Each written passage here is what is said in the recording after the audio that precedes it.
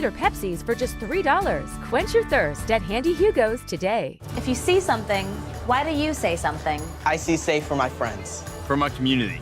For everyone here. We all have something worth protecting, a why that unifies us. Report suspicious activity to local authorities. If you see something, say something. This hour of the Triangle Sports Leader is powered by Ritchie Law Firm, Injury Lawyers. Ritchie Law is on top of it. Go to ritchielaw.com. Get in the hole! That's ritchielaw.com. WCMC-FM HD1 Holly Springs. Yeah, it was stressful. It was tiring. You know, for sure affected me and Mikko's play too in a way that there's so much uncertainty, and big deal for him, big deal for myself, like organization, fans, everything. Type of player he is, caliber player he is, good friend of mine, you know, like, right. You don't think about it on the ice, but like maybe you look back at the tape after the game and you're like, okay, I shouldn't even try to force that pass, you know? Right, yeah. So maybe I agree. So it does like affect in a way that like you have to just play the game and let things happen. It's the Adam Gold Show. I'm Adam Gold. That was an interesting 8.5 or so minutes with Sebastian Aho from Friday afternoon. Hi, everyone. It's the Adam Gold Show. I am Adam Gold. That is Victoria. She's here. Hi. Welcome to your Monday. It is Monday. We're back. We are. Today's your Monday, Tuesday, Wednesday, Friday. It's Friday. Thursday, Today is Friday. my Monday and my Friday. That's right. Lots going on personally this week. We're going to be in town. The soccer tournament starts Wednesday. Oh, okay. TST starts Wednesday. I didn't know if you were just going to sleep for the whole week. No. I did that Friday. We have meetings every Monday. Yes, we do. Theoretically, which is fine. I'm happy when they're canceled out of nowhere, because you know who likes meetings. Gives us a little extra time. Yeah. But in the meeting, it was, reference how hard everybody worked as the Hurricanes played, almost 2 months of extra hockey. Mm-hmm.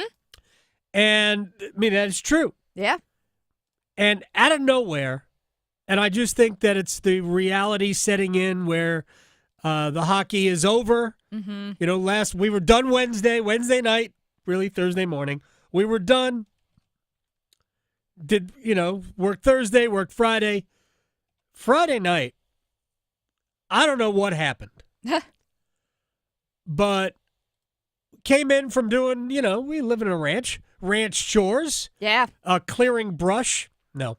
But came in, it's about 7:30 or so, and we were discussing what to do for dinner. I'm like, let's make BLTs, blah, blah, blah. And then all of a sudden I thought, man, standing over the stove making bacon right now just doesn't appeal to me. It's not striking you much. So there's a cookout right over there. Oh, yes. Wow. Let's go there. So I went out. I brought stuff back, and all of a sudden I'm starting to feel like just not well. I laid down 7:30 Friday night. Yeah. 7:30. Right. Gone. It's a wild Friday. I know, yeah. I woke up, looked at my phone. It was 7:30 the next morning? No. Oh. It was like midnight. That's like a full night's sleep. Yeah. I'm like, oh my gosh. It's a serious nap. Yeah, I got up at 8. Mm-hmm. I got up at 8. So, yeah, more than 12 hours sleep Friday night into Saturday. And I honestly, in the afternoon, I was still tired. So, yeah, everybody, it was an awesome run. I had budgeted another 2.5, 3 weeks of Hurricanes coverage. I'll be ready for 2 solid months of playoff hockey next year. Yeah. Promise. Yes. 2 solid months. And for those people who are interested, and I have heard from a lot of people, there will be a Canes Corner podcast this week. I just don't know which day. I don't know if I'm just going to jump on and do it myself, or if I'm going to have friends join me. Either way, we will. Or Earl's always there. Harriet too. Oh yeah. And the Ducks. Oh. And the Ducks. Talk about it later. talk about it. We don't need to. Anyway, so that's coming up this week. Anyway, so we should just start. Not going to spend a ton of time right now with college baseball because Aaron Fitt, D1 Baseball, is going to join me in 5 minutes. Nice. We're going to talk. It was a busy weekend.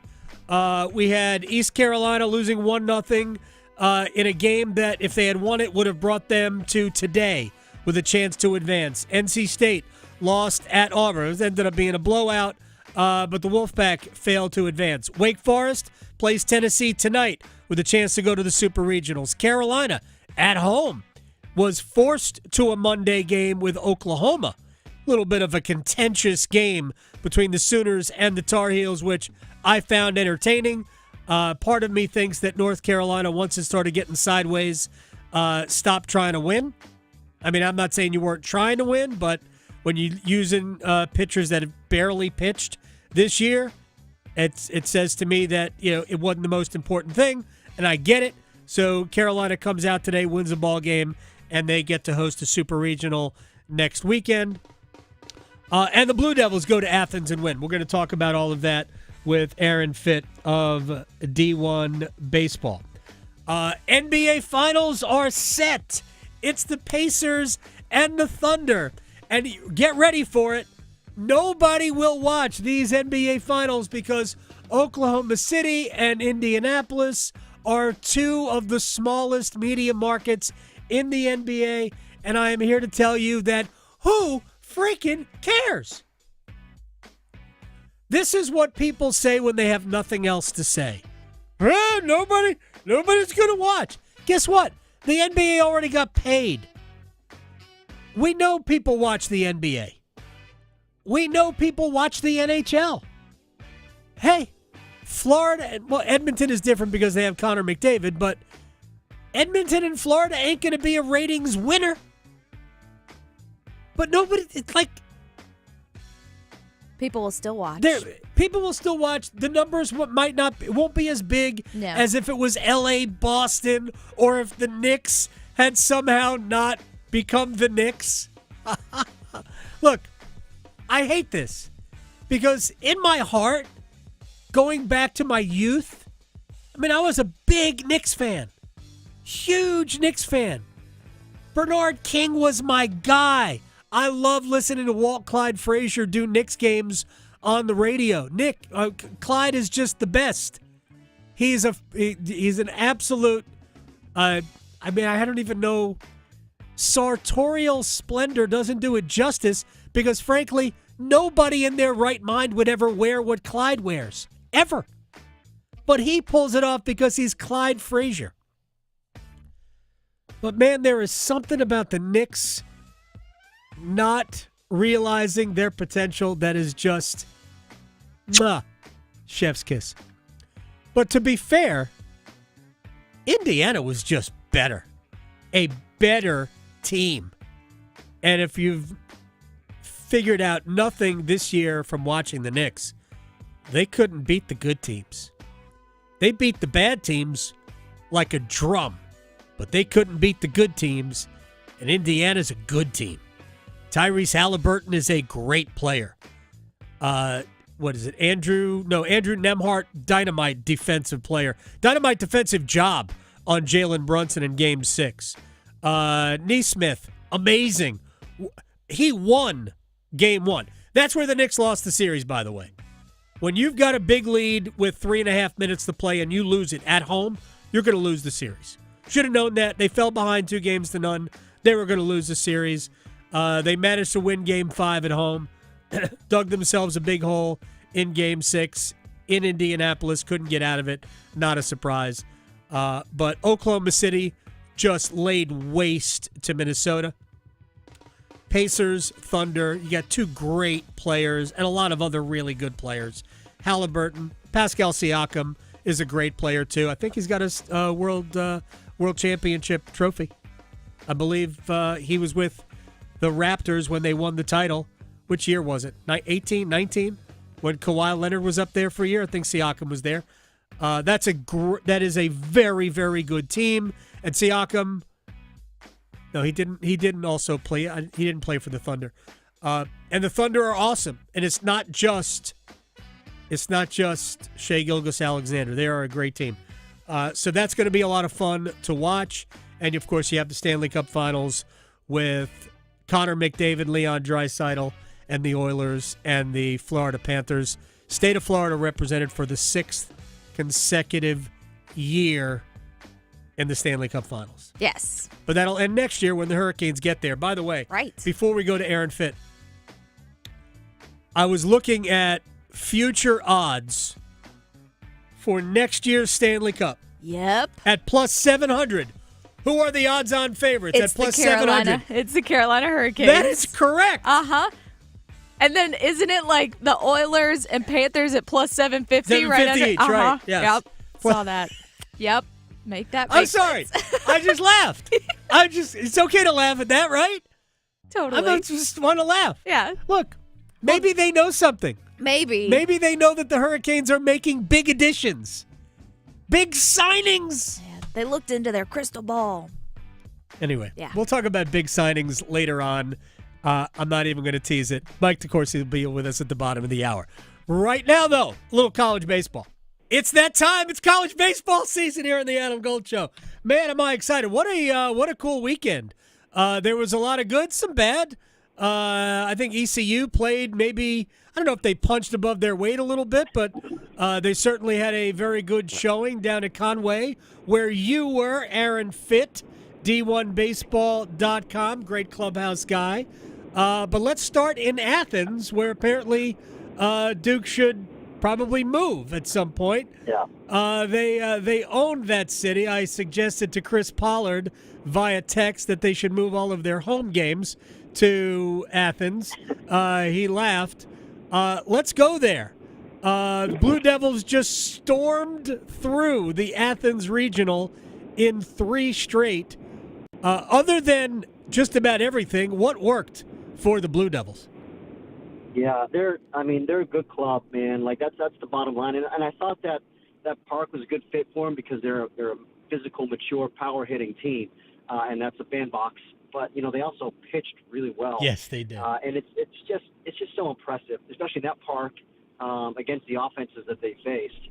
A lot of firepower that they shut down, and it's just because they mix and match, and they got all those really good lefties. And I think I talked about him last week with you, but James Talent is just a beast right now, just a real difference maker at the back. And Kyle Johnson stepping forward, after really not a great sophomore season. A guy that I don't remember if he was a preseason All-American, but he was very much in the discussion for that. He's a very, very talented two-way player. Didn't have a great year, but at the end of the year, he's kind of figuring it out at the right time. And so that's huge for him. He's one of the most talented players on the team. So they just have a way of doing that. I mean, their teams get better in the second half every single year. It's like clockwork, and they find the right combinations, and they develop guys. It's a great coaching staff that just gets the most out of them when it matters. It's very, very impressive. Yeah, they threw 3 straight lefties at Georgia on Saturday. Georgia not as good as they were flashing up on the screen, not as good against left-handed pitching as they are against right-handed pitching. And then Talon was excellent, and he's just got such loose action. He just slings it at you. And then I watched Reed Easterly close it out yesterday, and there's a different level of he's also really good. I think you told me that their bullpen was so key to everything that they do, and I think they did bullpen not only Georgia but Oklahoma State as well. Do we know anything about the status of Ben Miller, handlebar, mustachioed third baseman, who had a dynamite game on Saturday and was unavailable? Finished the game on Saturday, but was unavailable Sunday. Yeah, I don't have any information on that, and it's a shame because I talked to Pollard this morning, and I should have asked about that, and I did not. So I'll ask him. For you. I will say, yeah, you should ask him. I will say this. The AJ Grassi thing is a shame. I don't know if you saw that, but yes. He got ejected because he was wearing the helmet that they use as a prop in the dugout, which you're allowed to do in the dugout. You just can't take it on the field of play.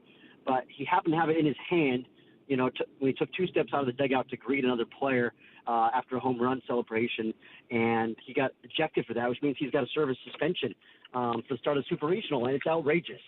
I understand the rule, and they, I guess, applied the rule by the letter of the law, but let's use a little bit of common sense and discretion here. I don't blame Chris Pollard for being very mad about that, and it's just at our game. We can't go down that road. We gotta have a little bit of common sense here. Your common sense would absolutely help. So here's my question: ultimately, is there any discretion that umpires have? Because not only did they suspend him, they kicked him out of the game, and they had to bring in Kyle Johnson, not only great left-handed pitcher, but very good center fielder. Got a great break on the first at-bat in the ninth inning on a line drive to center. A lot of center fielders, that might drop for a single. He had a great jump on it. But in the game earlier that day, and I didn't watch it live, but I watched the highlights, a kid for Georgia hit 2 home runs. He got a warning for a bat flip, and the umpire was, so uptight. Like, dude, there was not even an egregious bat flip. He carried the bat halfway down the line and then just kind of twirled it. I'm like, we're banging him for that? What are we doing in college baseball? People, the NCAA has just gotten so paranoid about the celebrations and showing up the other team. I understand, it has become a little bit of an epidemic. There are two sides to this thing. It's this, this particular, I don't sound like an old man, but I'm going to sound like an old man. This particular generation of players, they're very expressive, Adam. Yeah. And it can get out of hand. It can get to the point of showing up the other team, and then things can escalate, and bad things can happen. So you got to police that, sure. But again, they've taken it too far. And I didn't see the play that you're referencing. I don't have any insight into that, but it sounds like you just, again, let's use some common sense. I know you're in Conway, so you might not have even seen, because all I could think of when I found out that A.J. Gracia was suspended for the first game of the Super Regional, which is the dumbest thing ever based on what he did. There should be discretion so that somebody can go, okay, I get kicking him out for that game. That's silly in and of itself. But to suspend him for another game is dumb. And I watched trash talk back and forth between Oklahoma and Carolina. I watched it. With the kid who hit the home run, I forget, Millets, I think is his name. Kid hit the home run, and they were jawing back and forth all game. That's fine. But my gosh, you have a little bit of a bat flip. It wasn't even Jose Bautista-like. It wasn't that bad of a bat flip. And we're losing our minds. I don't get it for the life of me. I'll understand that when I understand why there's so much sacrifice money. That's another story. Aaron Fitt, D1 Baseball, joining us on the Adam Gold Show. Carolina, by the way, and Oklahoma starts at 3 o'clock today because they have to decide who is going to the next round, the Super Regional round of baseball. Hopefully Carolina will win so they can host. Right now, Duke is rooting for, who is it, Wright State? Murray State. Murray State again. Your mid-majors. I apologize. Wright and Murray, they could be the same guy. Murray State against Ole Miss in Oxford. If Ole Miss wins, Duke will go there. If Wright State wins, looks like Duke's going to host a Super Regional before they host a regional, which is hysterical. And again, they should just take that to Athens. They were probably hoping to host a regional anyway, Super Regional.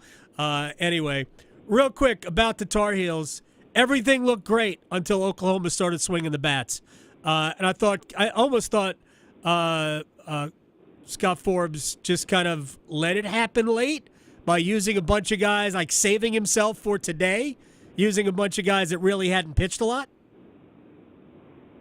Yeah, maybe so. And again, I wasn't too into that game, but one thing I did notice is it looks like Ryan Lynch hasn't thrown a whole lot this weekend. And if you recall, he started in the ACC tournament. He's been a bullpen guy all year long, but he started in the ACC tournament, and I think that's probably the route that they'll go. I haven't heard for sure, but that's a guy that can really shove for some innings. I think he can give you some length, and so I think they're actually in pretty good shape on the mound because he's nasty, and I think he can hold his stuff pretty well from what I saw in the ACC tournament. But Oklahoma can give you a headache. It's a tough offense to defend. With all the pressure, it's one of the most high pressure offensive styles in college baseball. It's a style you don't face very often. Louisville kind of plays something like that a little bit, and the ACC.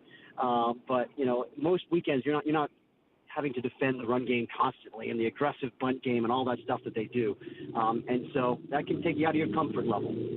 Aaron Fitt, D1Baseball.com. One more, I guess two things before. I want to talk about State and ECU real quick before we get out of here. And by the way, I should mention that Wake Forest and Tennessee will play tonight for a chance to get to the Super Regionals. That should be an absolute blast. The green base, I didn't even know that this was a thing, that if the fielder is occupying the green base, the base runners got to run to the white base. Although I do think the runner at the end of the Duke game was called for being illegally outside of the base paths, which is that box at the that long box at the end, the last whatever half of the baseline. But is it a rule that if the fielder is on the green base, you've got to use the white base? Gosh, I don't know. That's dumb. The whole thing is weird, and we're still kind of getting used to it all, the double base thing.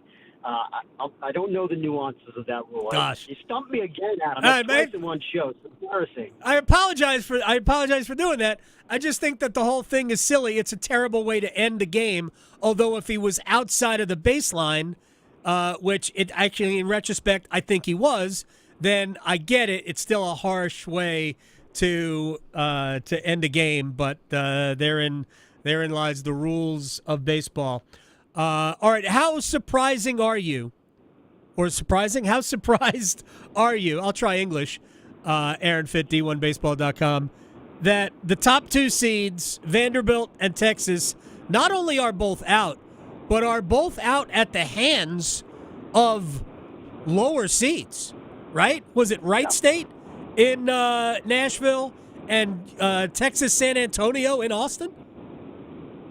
Yeah, UTSA. And I'll tell you this, I'm not surprised. I picked UTSA to win that regional. Ooh. Really good. Check out the big brain on Aaron. Well, listen, I went about 2 for 16 this weekend, but I got that one right. They're really good. They won the American by a lot. They finished 10 games ahead of East Carolina, and it's a really mature offensive team with no easy outs, top to bottom. They just grind you down. It's a tough team, again, a tough team to defend. And they've got just enough arms, and they didn't get knocked into a loser's bracket. I just thought Texas was vulnerable, just losing their ace late in the year. Max Blue, their best player, was coming off injury, wasn't really himself, and they won a lot of close games. It just felt like it wasn't really sustainable, and I kind of thought the same thing about Vanderbilt. And I did not have Vandy going to Omaha. I just thought, again, it's a team that won a lot of games by tight margins. And, right. It's a pitching team, and they pitched fine this weekend. I think they only got 11 runs on 3 games or whatever it was. They pitched fine, and they still lost because they just got shut down.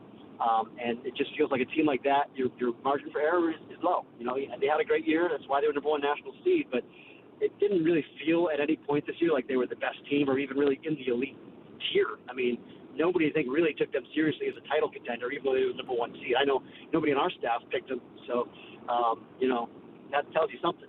Okay, Aaron Fitt, you were down at Conway with East Carolina. Talk to me about how they performed. Looked like pretty well. They lost yesterday 1-0. I know I saw a bunch of people screaming about the lack of a sacrifice bunt, which makes me dislike those people even more. But what are your thoughts on what the Pirates showed this weekend, and how good are they going to be going forward? I know a bunch of freshman arms. Yeah, listen, I was very impressed with them. I mean, a team that, again, had a very disappointing year. They ruled that conference with an iron fist for a long time. And, again, they finished 10 games out of first place behind UTSA in that league. And they had to get hot at the very end in the conference tournament just to get into the field 64 as a 3 seed. And certainly not one of their best teams. But they went out there and looked like they belonged. They looked like a usual East Carolina dangerous postseason team. They beat the snot out of Florida twice. A Florida team that had been very good down the stretch. And, hey, I mean, Florida has flaws. It's very injury-ravaged roster. Their entire up-the-middle group, that they started the season with is out. Florida was vulnerable. I thought that going into it. But they still have a lot of really good arms that they ran at East Carolina. East Carolina just knocked them around. It was very impressive. And then they just got shut down by a veteran senior strike-throwing sinker-slider guy in Raleigh in that final game. That was a great baseball game. It's so refreshing to see a clean 1-0 game when you get all these ugly kind of slop fests around the country, especially on Sunday as teams run out of pitching. But that game was a treat. No shame, certainly, in East Carolina losing it.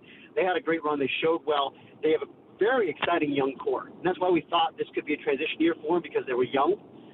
And it was. It was a transition year. But if they can keep all those guys, and that's an annoying thing to have to say, but in the portal era, you have to say it. If they can keep all those guys for next year, they should be really good, because it's in a position group and on the mound, a lot of young talent. All right, you also got some fireworks early. Well, what's going on with Kevin O'Sullivan, Coastal's head coach?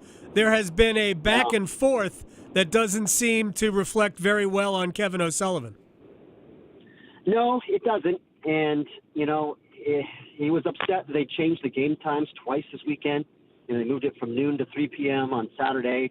They moved it from noon to 1 on Sunday. And he was upset about that and, handled it poorly is how he put it when I spoke with him. And, look, he berated everybody. He MF'd everybody. Yeah.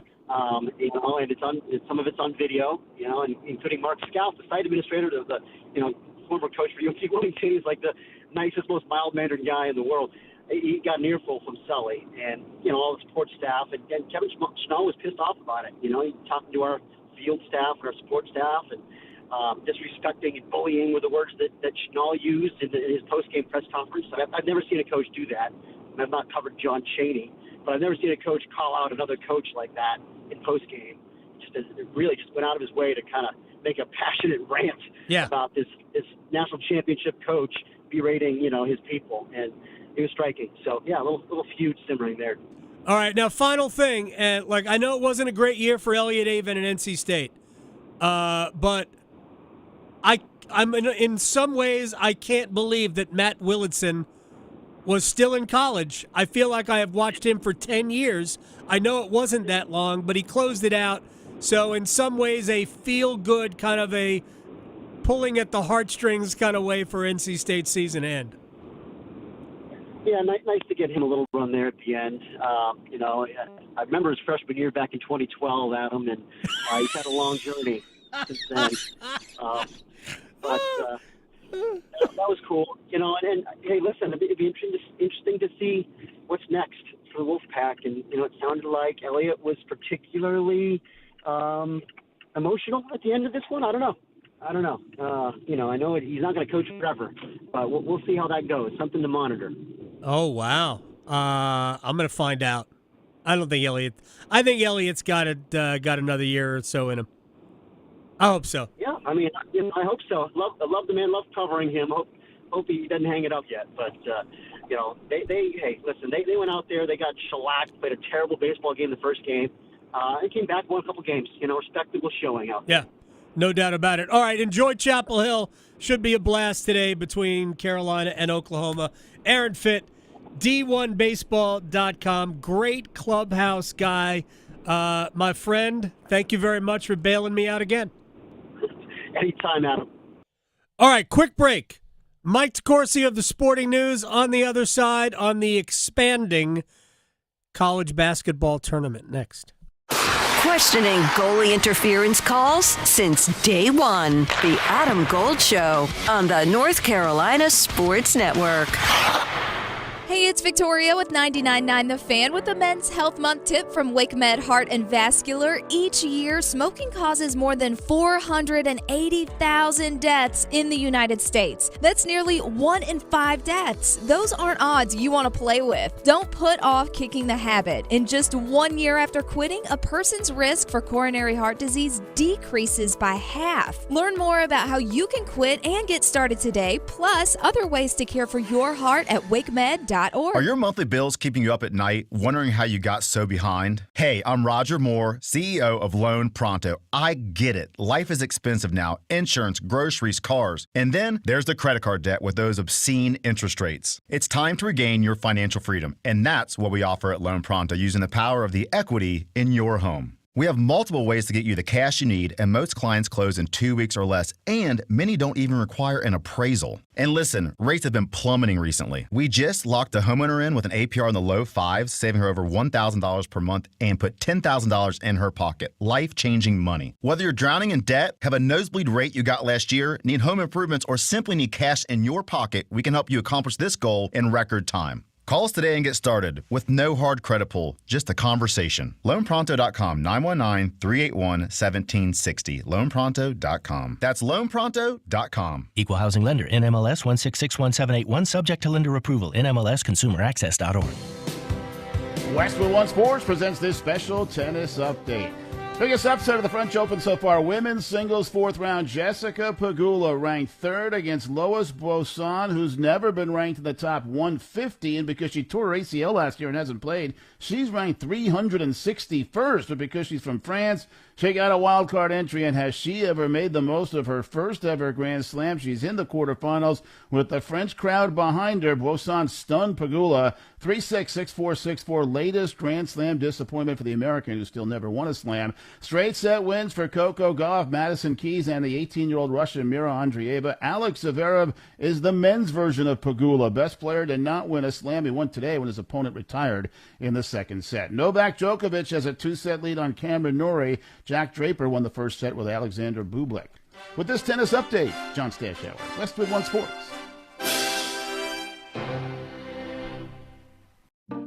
At Fisher Investments, we may seem like other money managers, but we're different. What makes you so different than the rest of us? We ensure clients receive unparalleled service at every step of the relationship. Tell me more. Our investment counselors focus on service over sales, prioritizing clients' needs. How do you make money? We don't sell any commission-based products.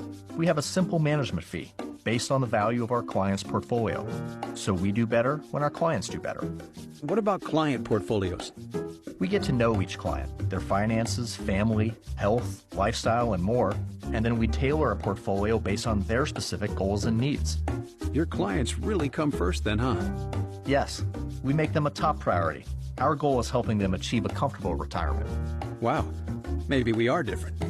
At Fisher Investments, we're clearly different. Learn more at FisherInvestments.com. Investing in securities involves the risk of loss. Progressive knows when you own a boat or RV, it's like you're automatically on vacation, even if you're actually a marriage counselor in the middle of couples therapy. But in your mind, you're camping in Acadia, puttering around Frenchman Bay. Your boat and RV are both protected. You're lobster drenched in butter and... Uh-oh, did your clients just notice you weren't listening? Quick, do the thing where you just repeat back exactly what they said but as a question. They bought it. Now back to Maine, earning an automatic discount bundling your boat or RV with your home or auto. Progressive Casualty Insurance Company affiliates and other insurers. Not available in all states or situations. One Adam. Gold. One Adam. Gold. I'm really excited about next season, considering this was supposed to be a rebuild year. But with these new guys, like Bradley Nadeau, we've got Nikishin coming eventually. If we've got Hall still here, Jackson Blake, I mean, there's so much promise and potential. I'm super excited for that. Yeah, and just wait till the big kid gets ready to play. The Adam Gold Show.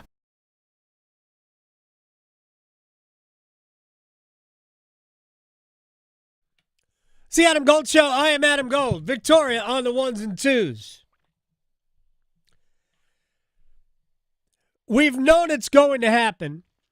It's not official, but it will happen because it just will. With no real good reason, the men's college basketball tournament will expand from 68 to 72 or 76 or 90 at some point. Mike DeCourcy of the Sporting News is as perplexed about this as we all are, and he joins us on the Adam Gold Show. You wrote about Charlie Baker. He should know better. He probably does, but it's not like it's his decision anyway. Your thoughts on, it's just 4 teams if it's 72. Yeah, well, first of all, I don't give up until the until the white flag is planted. I understand. I'm not giving up. Okay. No, I'm not. And also the green flag has not been planted, and by that I don't mean go, I mean money. Right. And there was an interesting article in Front Office Sports on Friday in which they have obviously great sources within the broadcast community, in which they quoted an anonymous network official as saying they don't think that Turner or CBS is going to want to pay anything for this. And I think a unit is worth like $2 million now. Right. So in order for this to happen, nobody wants to get a pay cut, right? The 68 all get X, and if you divide that pie by smaller slices because you add to 72 or 76, that's not what they're looking for. They're trying to basically muscle CBS and Turner into expanding it and providing the money to cover the extra units.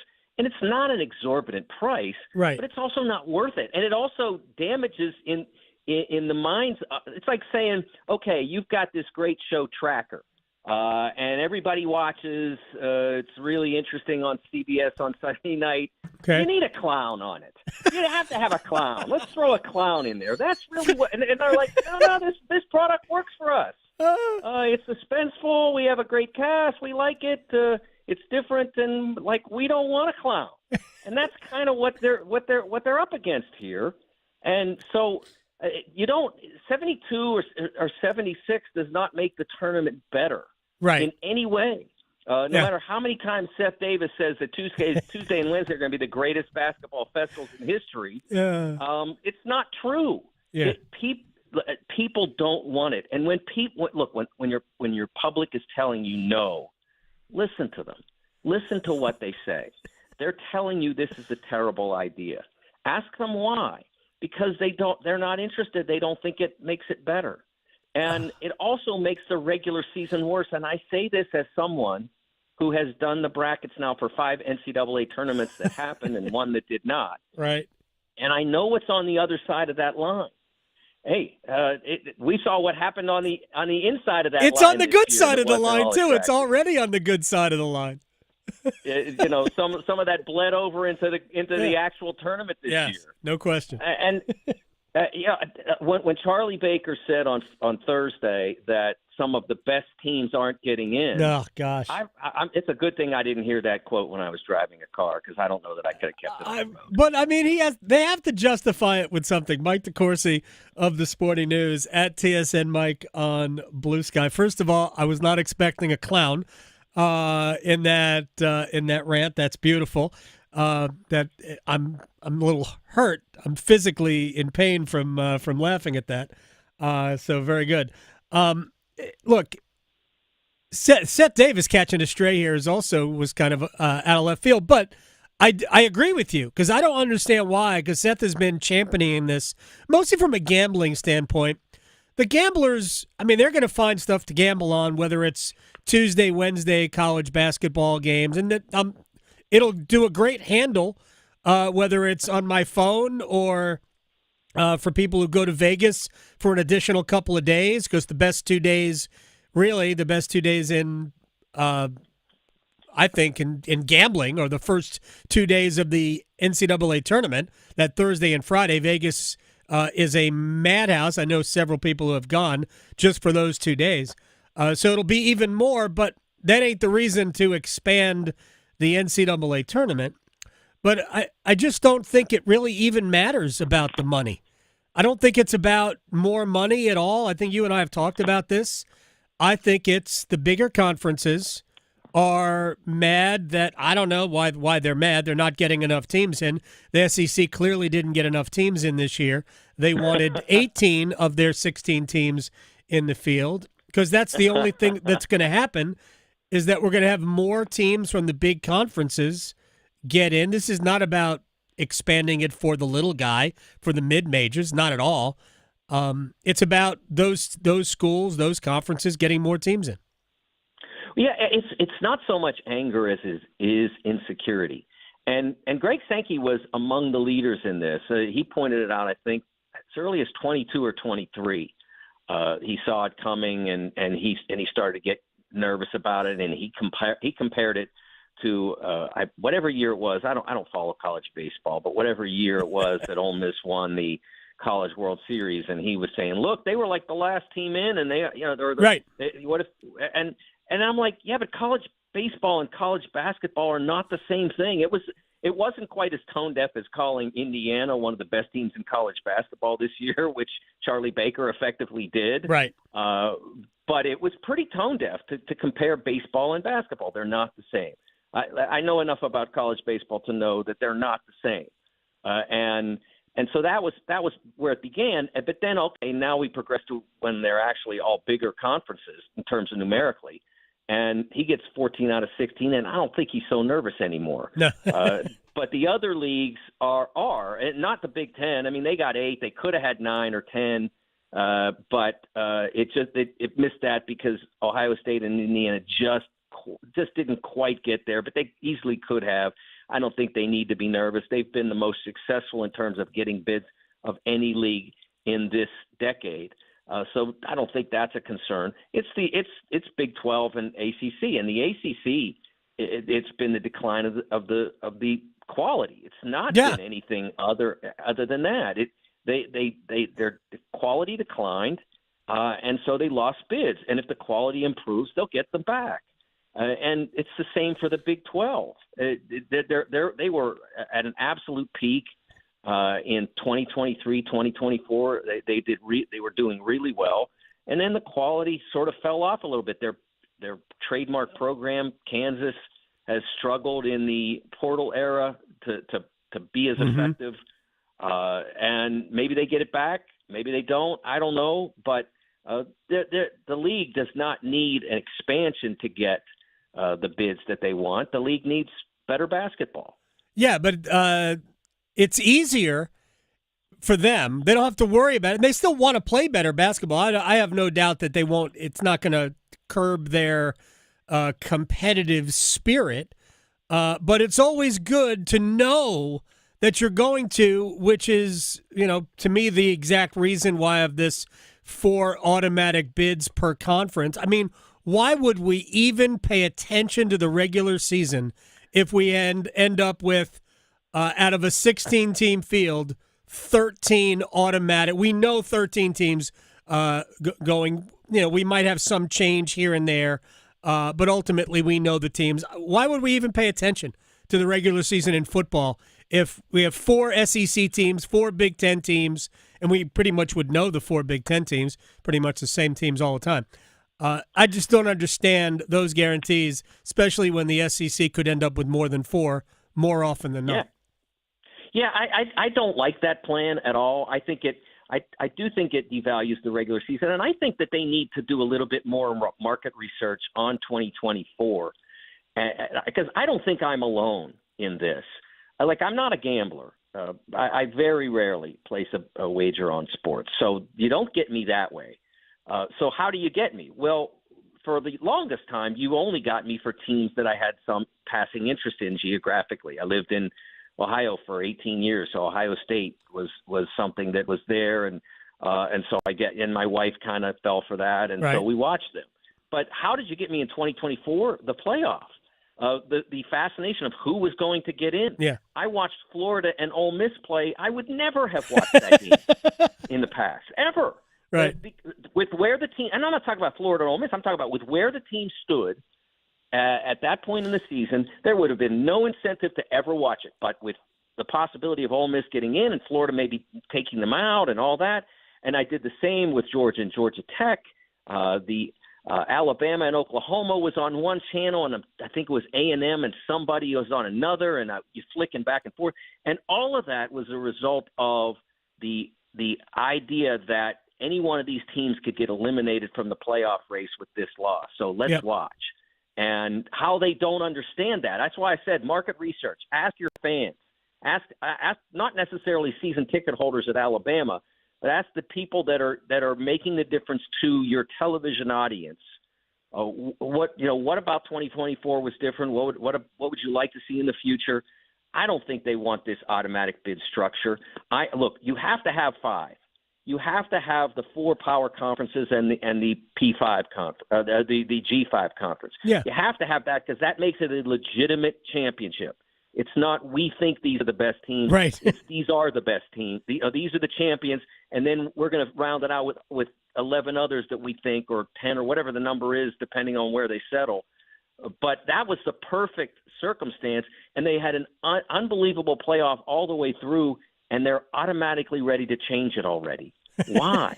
Well, that's what I don't understand. I like changing the seeding part of it. Yes, right? All for that. Yes. I'm all about that. That winning a conference championship gets you entry. I am all about that, and then we should seed accordingly. Look, I was a 4-team playoff guy. I was happy with that. I thought, because I honestly don't believe we ever had more than 4 teams that could legitimately play for a national championship. Ohio State, who threw the last game of the season, I say that half joking, otherwise they would have easily been one of the 4 teams that would have made a 4-team playoff. They wouldn't have lost that game to Michigan had that been the case. But I was a 4-team guy. But if we're going to have it, I believe we should basically have the best teams. Conference champions plus the group of 5, yes, and then give me the next 11 best teams. Oh, and by the way, Scott Strickland, the AD at Florida, thinks because there is little data, we should get rid of the committee, which, of course, is the opposite of what should happen, but never... Wait, what's he want to base it on then? Exactly. Basically, I can't even explain why you would take a committee away when you have less data, because there's only 12 or 13 games. But it really made no sense. It's not just the 12 or 13 games. It's that there is no incentive to play difficult games out of conference, which is why the data isn't any good. The data isn't any good because you don't have anything to base on. Within a conference, you can maybe have okay data. But data that goes from the Big Ten to the SEC, it doesn't mean anything because nobody from the Big Ten ever plays anybody from the SEC, ACC, et cetera. The games are so rare that you can't get meaningful data. But you can get great meaningful data from the SEC against Division I AA. There's a lot of those games. Oh, there is. But even within the conferences, based on the differing schedules, and like SMU, I think, played basically one good team last year, maybe 2 good teams. They didn't play any of the best teams in the regular season. It's kind of hard to get, data that looks similar to the other teams. So we have major scheduling issues to deal with in college sports because of the massive size of conferences. Next time we talk, we will discuss how the ACC, in trying to improve basketball schedules, made it basically a net zero. I don't understand what the decisions they're making over there. I want to help. They have not reached out to me yet, but I'm going to call Jim and say, Jim, let me help you with your schedules because you ain't doing it right. All the meetings with Deloitte at the ACC spring meetings in Amelia Island didn't come up with anything better than that. Mike DeCourcy, next time we talk, we got to talk a little men's national team, and you and I will raise the Premier League trophy in our minds together. Great. All right? Absolutely sounds great. All right, man. You'll never walk alone, Adam, as long as you have me around. You got it. YNWA, Mike DeCourcy of the Sporting News at TSN Mike on Blue Sky. All right, we got a break. When we come back, one-timers, and I'll tell you this right now, a bonus, sort of one-timers, mailbag at the bottom of the next hour. All of that. Next. Talking sports so you don't have to pretend to know stuff. The Adam Gold Show on the North Carolina Sports Network. Did you know Medicare fraud is costing us $68 billion a year? The NC Department of Insurance Senior Medical Patrol Program's goal is to reduce Medicare fraud, waste, and abuse. If you suspect any billing or Medicare fraud issues, we're here to help. Contact SMP today at ncshiip.com or call toll-free at 855-408-1212. Project supported by grants from the Administration for Community Living. Contents do not necessarily represent official views of, nor an endorsement by ACL, HHS, or the U.S. government. It's the first day of the first grade, and she found a new best friend.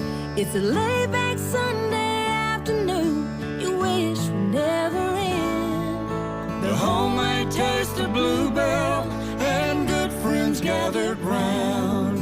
The good old days are being made right now.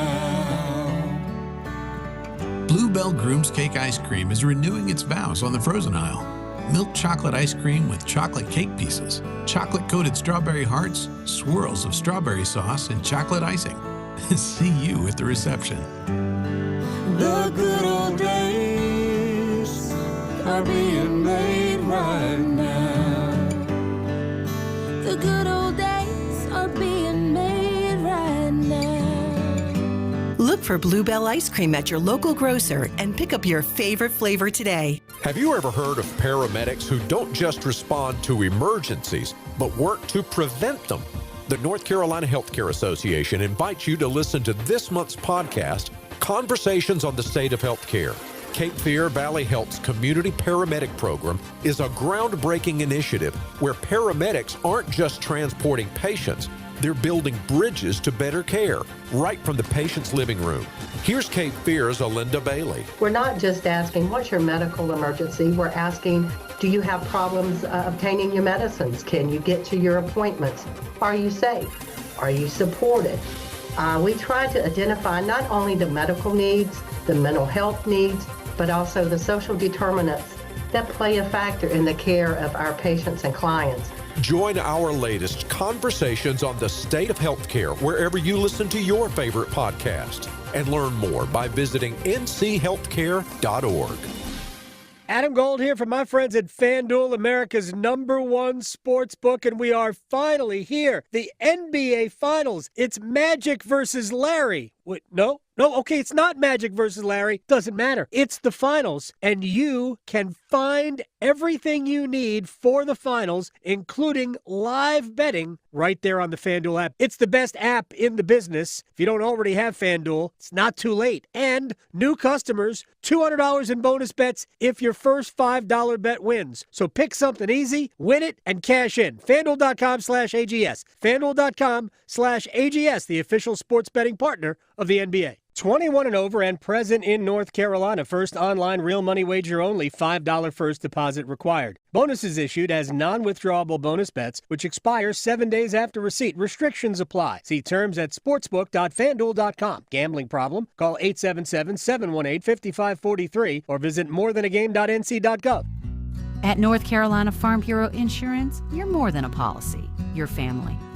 With offices in every county, we're close by when it matters most. Our local agents customize coverage to fit your life. And our award-winning claims team delivers fast, quality repairs.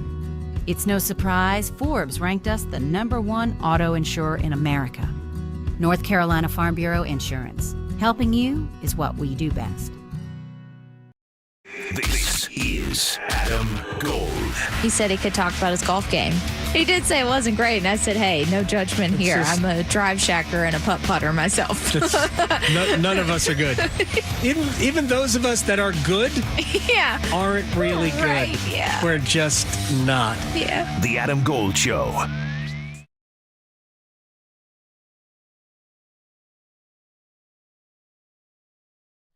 It's the Adam Gold Show. I am Adam Gold. We're going to do one-timers here, and then in about 35 minutes or so, we're going to do another mailbag segment. We could even, dare I say, take phone calls. Whoa, look at this. So, because there are people who want to challenge me on sacrifice bunting. Oh, really? Why would you do that? Yeah. All right. Oh, yeah. Because I'm watching the college baseball tournament, and in my timeline, they got to bunt him over. They got to bunt him over.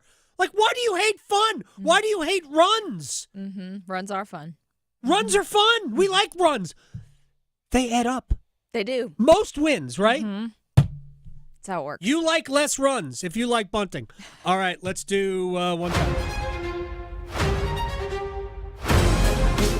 Okay, so like you mentioned before, and we've mentioned multiple times, you can add us on YouTube or our Twitter. But first up from William, I listened to Freddie Anderson's post game sitting beside Eric Robinson on Friday. Did it seem like he was calling the team out in front of him for certain players not showing up? All right, I did not hear Freddie and Eric. They were very quick, by the way. While Freddie and Eric were speaking, I was talking to Jacob Slavin, which is an interview I know you heard on Friday. Yes. I did Slavin, Stahl, and Sebastian Aho But I heard most everybody else. I did hear Sebastian Aho say maybe we should do better in the summer so we don't have to throw a Hail Mary at the trade deadline. Of course, Aho and I talked about Mikko Rantanen. I didn't hear Freddie, so I don't know what he had to say. But I don't think it would be unfair to say that there were certain players who played well and certain players who didn't, although I'm not sure Freddie would ever say that, like that there were players who didn't show up. I mean, I think everybody showed up. Yeah. I didn't have any problem with the way, who didn't play well? Yeah. The Hurricanes ended up in the Final Four of the sport. I know. What are we doing? Plus, Freddie doesn't typically have a lot to say anyway. No, I don't think Freddie was calling anybody out.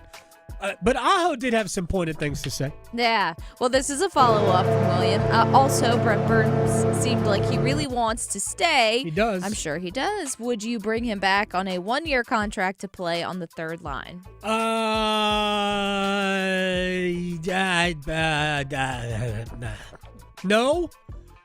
I don't think I would. But I do think that Burns' popularity works in his favor.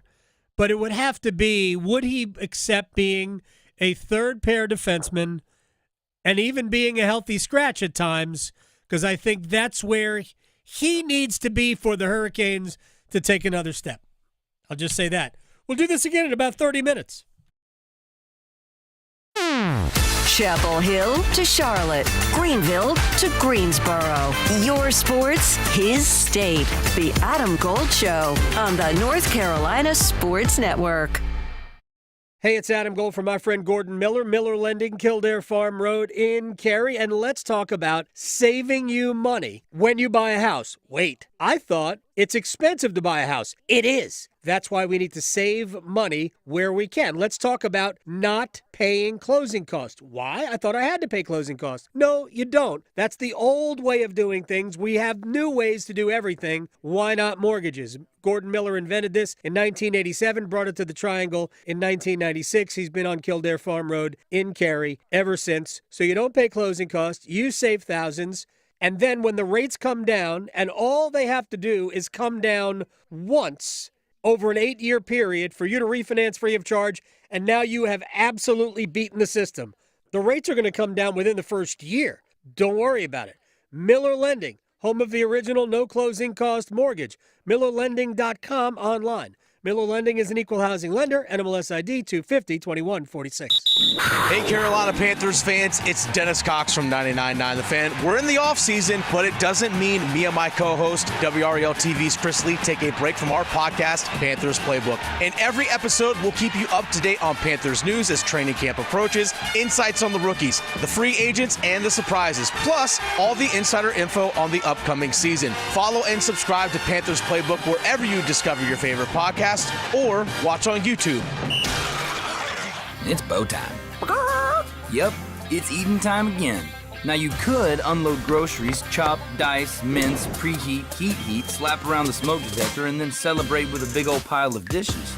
But if you're tired of cooking, or tired of sorta cooking, it's time to feed the whole family with Bojangles Fried Chicken Family Meal.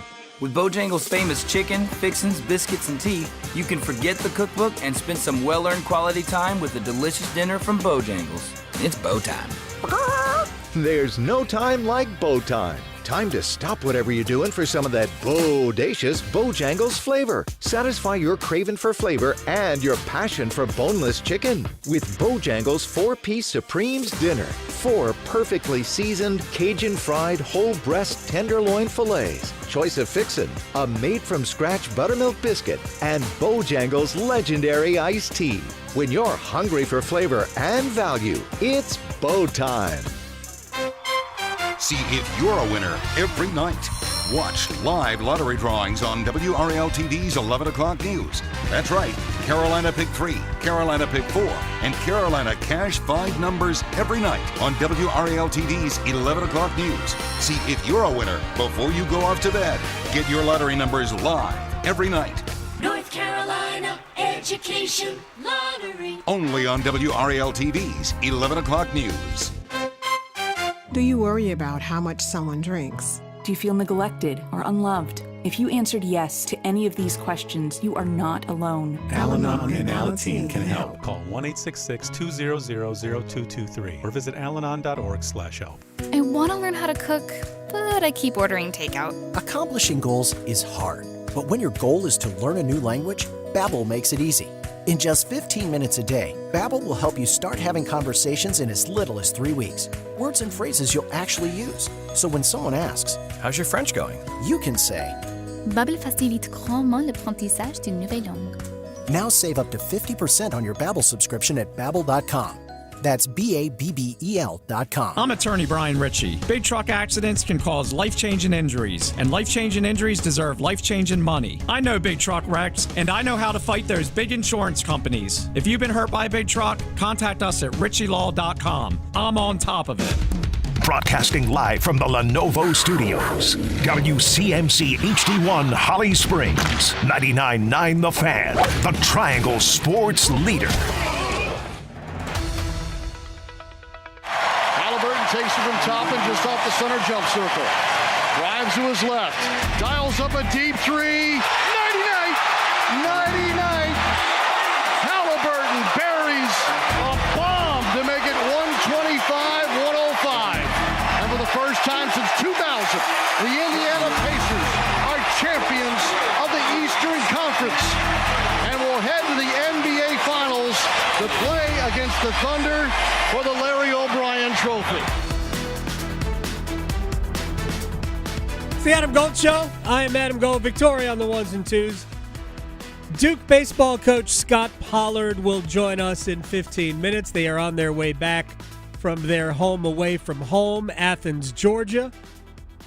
I will ask him any consideration to playing your home games in Athens, or since they were probably planning on it anyway, would you consider playing your super regional, if you host, down there? Go right back. Should. So why not?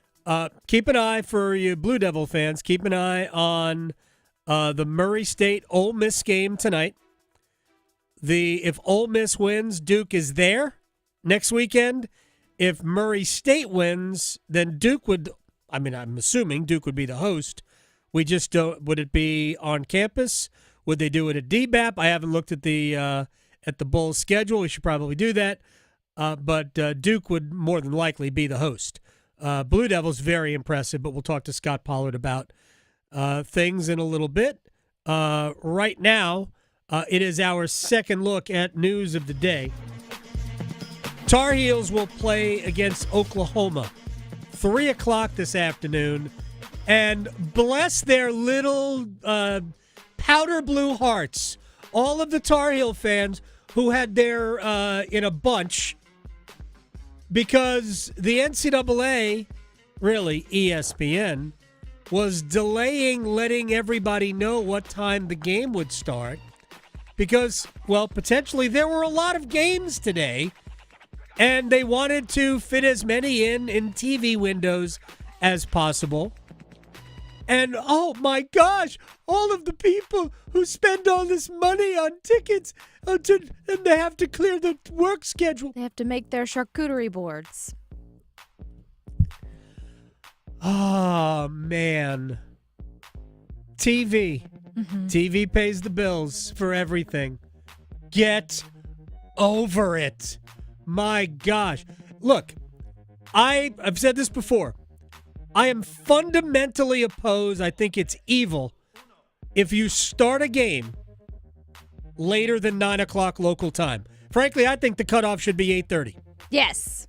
So when Duke or Carolina or State or anybody in the East has a game that starts at 9:30 on a Wednesday night, local time, yeah, that should never happen, ever. Mm-mm. But moving a game up because of TV?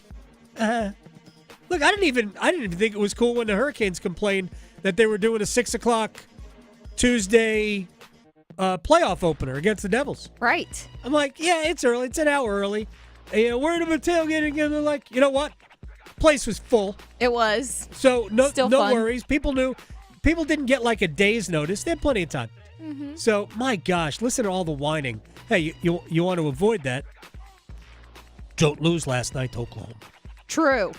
Tar Heels, hopefully they'll take care of business today, and they'll have 3 more games, well, maybe 2, coming up next weekend in the Super Regional. But I was just, man, miss me with all of that crapola. That's what I'll just say. I'll just call it crapola. I like it. All right, so we have our Stanley Cup Finals match. We've got Edmonton and Florida for the second consecutive year. And I had forgotten because I was looking at odds for various things. Connor McDavid is essentially even money to win the Conn Smythe. Even money. Leon Draisaitl is plus 800. Do you really think that Leon Draisaitl is 8 times less likely to win the Conn Smythe than Connor McDavid? Really? Right. Except, and then I was reminded today that even in a loss last year, He still won. Mm-hmm. And I am reminded of this. And I've said this before. And don't at me with your, well, you know it's an entire playoffs award. I'm aware of the rules. But here's what I also know about reality. Mm-hmm. What you did in round 1 really isn't impacting the Conn Smythe.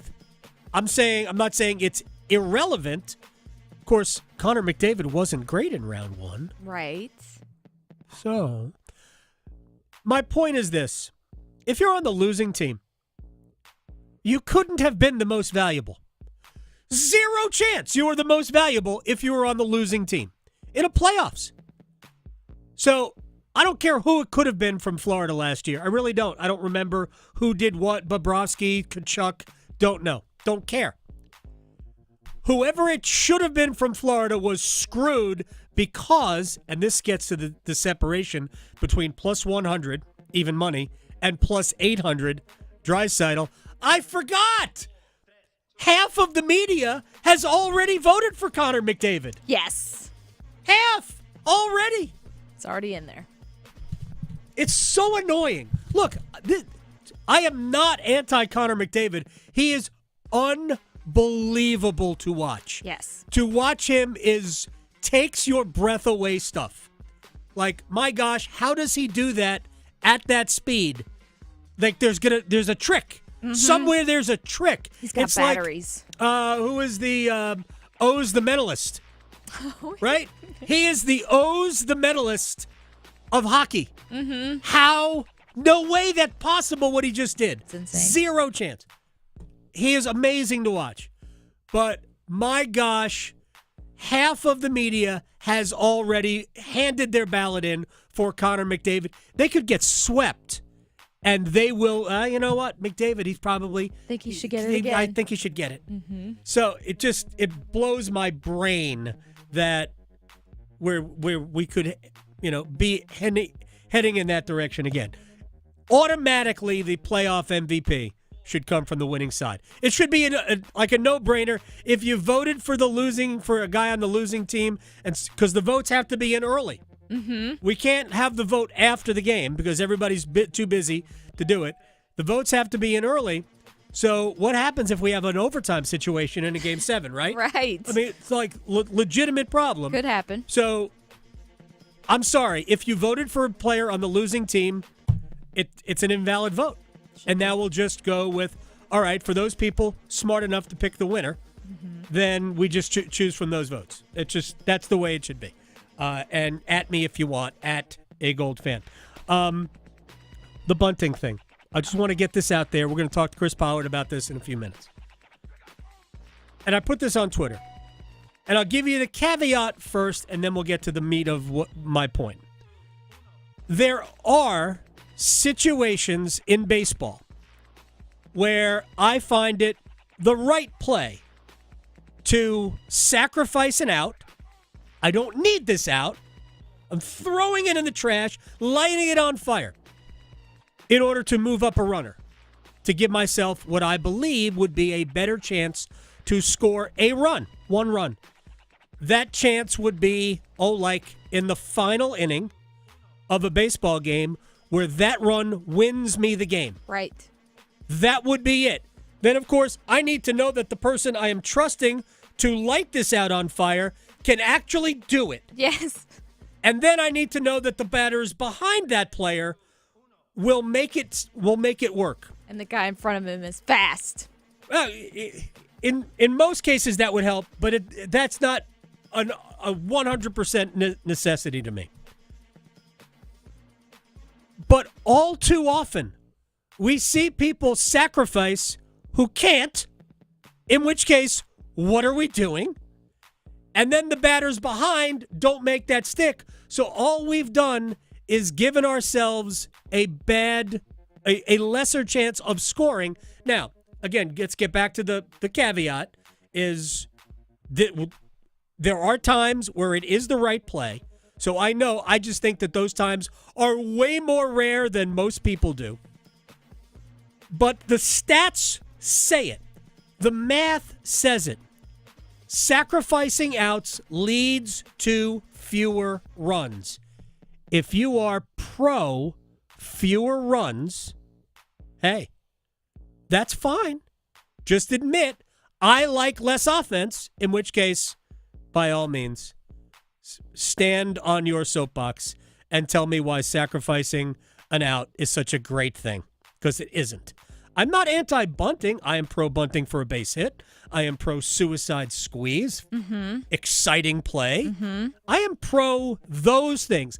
I am pro doing things that lead to excitement and runs. Yes. I am not pro throwing an out away for a hope.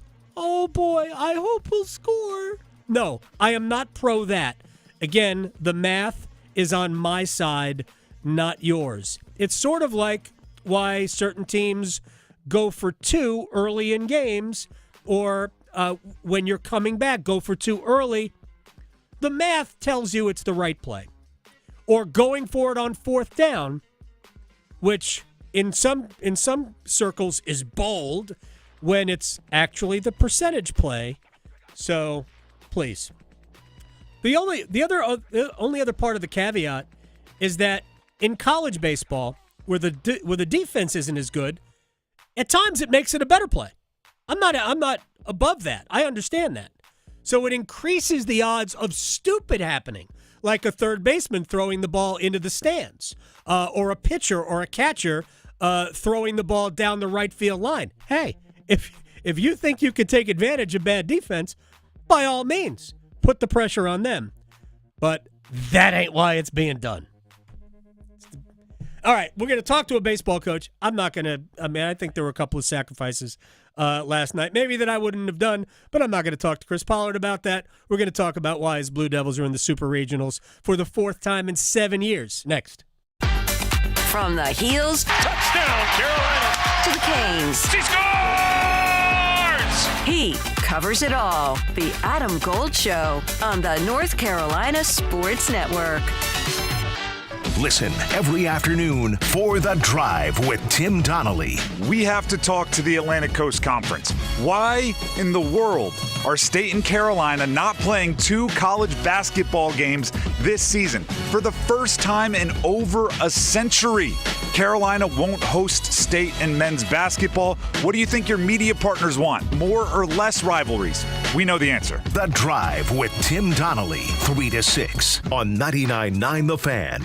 We're starting a new month, so maybe it's time to start a new hobby. I'm Victoria Vodenecker from 99.9 The Fan here for Law Tigers, and we are most definitely getting into the full swing of riding season. We're going to be seeing longer days, maybe a little less rain, and definitely more group rides to participate in. So this is the time to start planning out those trips, but it's always the time to remember to stay aware. Distracted drivers are everywhere, so it is so important to remind yourself to keep aware of your surroundings, and in the case case that you're in an accident on your motorcycle that wasn't your fault, it's also important to remember to call Law Tigers first before calling your insurance company. At Law Tigers, they're riders too, and they understand what it's like to go through an accident. Case evaluations are always free, and you're not going to pay a dime until your case is settled. Call 1-800-LAW-TIGERS, North Carolina's motorcycle lawyers. Law Tigers is a network of independent law firms who are members of the American Association of Motorcycle Injury Lawyers. Law Tigers is not a law firm.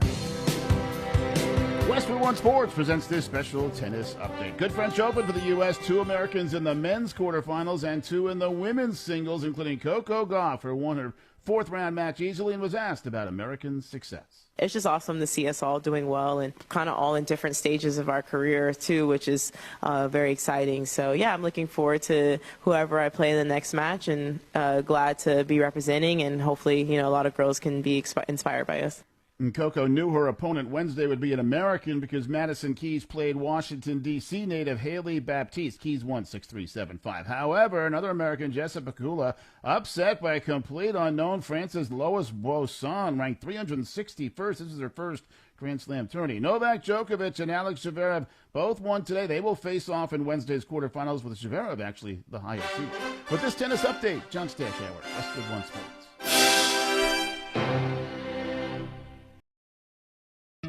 The DQ Sauced and Tossed Chicken Strip Baskets have more flavor than your taste buds know what to do with. We start with all white meat, breaded, seasoned, and fried to crunchy perfection. Next, we double down and toss them in honey barbecue or new buffalo sauce. Serve them up with DQ fries, Texas toast, and house-made Hidden Valley Ranch, and you've got flavor on flavor on flavor. Get the Sauced and Tossed Chicken Strip Basket in honey barbecue or new buffalo right now at DQ. Happy tastes good. Participation may vary. With Fidelity Wealth Management, a dedicated advisor gets to know you and your goals to build a comprehensive plan to help grow and protect your wealth. Backed by a team of specialists, they'll analyze all your accounts, even the ones they don't manage, to keep an eye on taxes and provide proactive portfolio insights that can help you unlock your wealth's full potential. Learn more at fidelity.com/wealth. Investment minimums apply. Fidelity Brokerage Services, LLC. Member NYSE SIPC. When you switch to Progressive, you could save bundling your home and auto. Then you could put that money towards some of the surprisingly more expensive things in life. Attention passengers, we've reached 10,000 feet and internet is now available for purchase. I just paid hundreds for this flight, and you can't even throw in internet? I'll just take the free pretzels. Sorry, but I do have snack boxes for sale. I'm just gonna sleep. In that case, we are selling pillows and blankets as well. I'll just breathe. That's free, right? Life costs a lot, so bundle and you could save with Progressive. Progressive Casualty Insurance Company, affiliates, and other insurers. Not available in all states. This is Adam Gold. I told Tim, who does the afternoon show, I said, I'm about to turn this game around. We need Cheez-Its. So I went to go get magical Lucky Cheez-Its, and guess what? Boom. Period 2, tied it up. And then at the end of the game, I still had like 8 Cheez-Its in the cup left, and I said, Lucky Cheez-Its. There you go. The Adam Gold Show.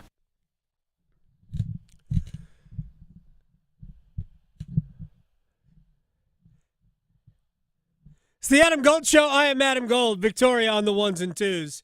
Watching the first weekend of the NCAA college baseball tournament, I don't even remember the guy's name who's doing play-by-play of Duke, Georgia, kept going through like devil puns. Like the Blue Devils went down to Georgia. They were looking for a regional to steal. Oh, well, look at that. No, they did that. That's not original. I wouldn't come up with anything that's hokey. So good. Would I might. Chris Pollard, Duke head baseball coach, the home away from home, the Athens Regional. First of all, sir, congratulations.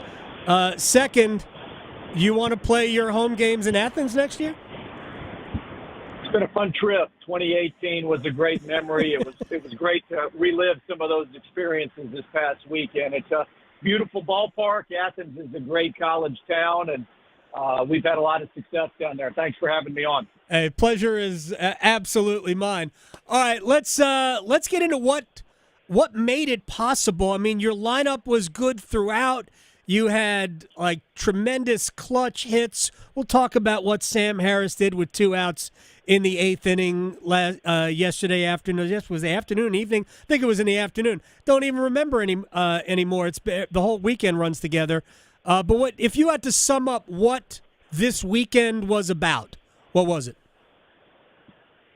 Well, if I summed it up in one word, it would have been toughness, right? I thought our team was really tough. I thought our competitive fight was really good. But in addition, we played really good baseball, Adam. I mean, we pitched it. We were timely with our hitting. We played great defense. I thought our guys were really good in all three phases. No doubt about it. You mentioned your pitching. 9 walks total in 3 games. Pretty good. 3 combined in the last 2. I mean, that is remarkable in making the other guys earn it. Well, I think what makes it especially impressive is the fact that that's a very, very hitter-friendly ballpark. Yeah. And you have 2 great offenses. Both those teams can really swing the bat. So to pitch as well as we did, to limit the free offense, it just speaks to the job that Brady Kirkpatrick, our pitching coach, has done. And I told our team, I said, I thought the job he did of calling those 3 games put our pitchers in a position to be successful. Chris Pollard, Duke head baseball coach, is joining us here on the Adam Gold Show. I know you guys are going to be watching intently what happens between Murray State and Ole Miss tonight. That's a 6 o'clock game. I'm sure you know that. Will you watch as a group? No, we'll let these guys get a little space. We're on our way back. We're about an hour from Durham. We'll get in the weight room a little bit this afternoon and let these guys go back and put their feet up a little bit. But you can rest assured we'll all be tuned in. No doubt about it. It's the difference between staying home and going down to Oxford, which I'm sure is another lovely college town, but they don't play those games on the Grove. Chris Pollard is joining us here. So let's start with what happened in the 8th inning last night. And given the opportunities the previous few innings where you had some runners on and couldn't get a key hit or failed to execute what you were trying to do offensively, to have Sam Harris come through, I'm assuming against Oklahoma, one of Oklahoma State's best, even though you guys had torn him up earlier, I guess it was on Friday. What an unbelievable moment for him to come through. Yeah, I can't say enough about Sam Harris and his growth as a player. That's a guy that had 4 at-bats for us last year as a true freshman. Now, we knew he was incredibly talented. He has enormous raw power, maybe as good a raw power as anybody we've ever had in the program, but came into college with a lot of swing and miss in the barrel and went this summer and really worked at his craft and came back better for the experience and just has continued to grow throughout the year. And, and he had to be patient early in the year when he was in more of a platoon role. Yeah. But of late, we've had him in there basically all the time, and he's just given us a lot of great at-bats. It's also not easy to be a DH, right? No question, right? And he's a guy that won't be a DH for long. He'll certainly move to first base next year and potentially play some outfield. But, with some veteran guys in those 2 spots, he's assumed that DH role, and he's done a terrific job with it. All right, now the hit that got you guys going, the A.J. Gracia home run to lead off that inning. Later on, first of all, an absolute bomb, opposite field over 420 feet. Later on in the inning, I don't know if he was he ejected for taking 2 steps onto the field, holding that construction hat. Walk me through what you saw and how the umpire reacted. Yeah, well, it was confusing in the moment, right? So AJ hits the home run in the bottom of the 8th to make the ball game 2-1. As is customary in college baseball, all across the country, right. Our guys have a celebration in the dugout, right?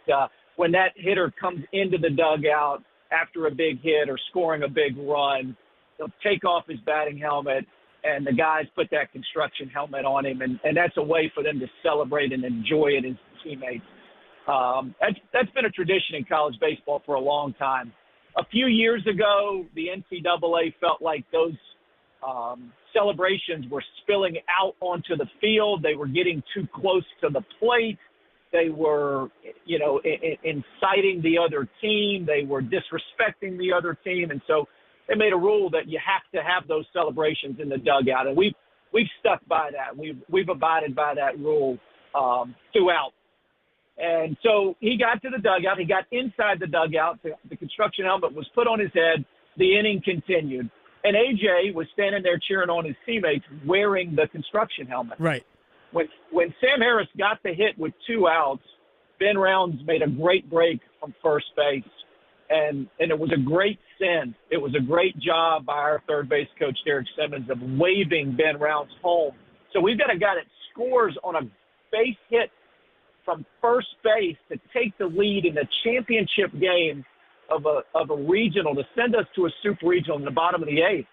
And when he scored, our guys are excited, and they jump up in front of the dugout, and guys are jumping up and down and just ecstatic to high five their teammates as they're coming back over to the dugout. And AJ, like any guy would do, was right in the middle of it. He's a great teammate, and he was out there jumping up and down, ready to celebrate his teammates. There was no disrespect. There was no showing up the other team. There was no back and forth between us and the other team. There was no taunting. It was just genuine, raw excitement in a big moment in a big ball game. The umpire, initially, I thought was just encouraging guys to get back in the dugout, keep the celebration in the dugout. And we started to kind of shoo guys back in. Yeah. If you watch college baseball this weekend, one thing you see all over the place is guys celebrating with their teammates right out in front of the dugout, right? Mm-hmm. I saw it happen time after time last night after I got back to the hotel and continued watching baseball.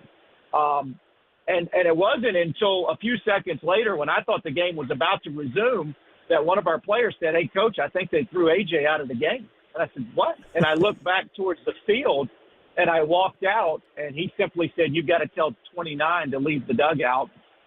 And I asked why, and he said, "Because he brought a prop out onto the field."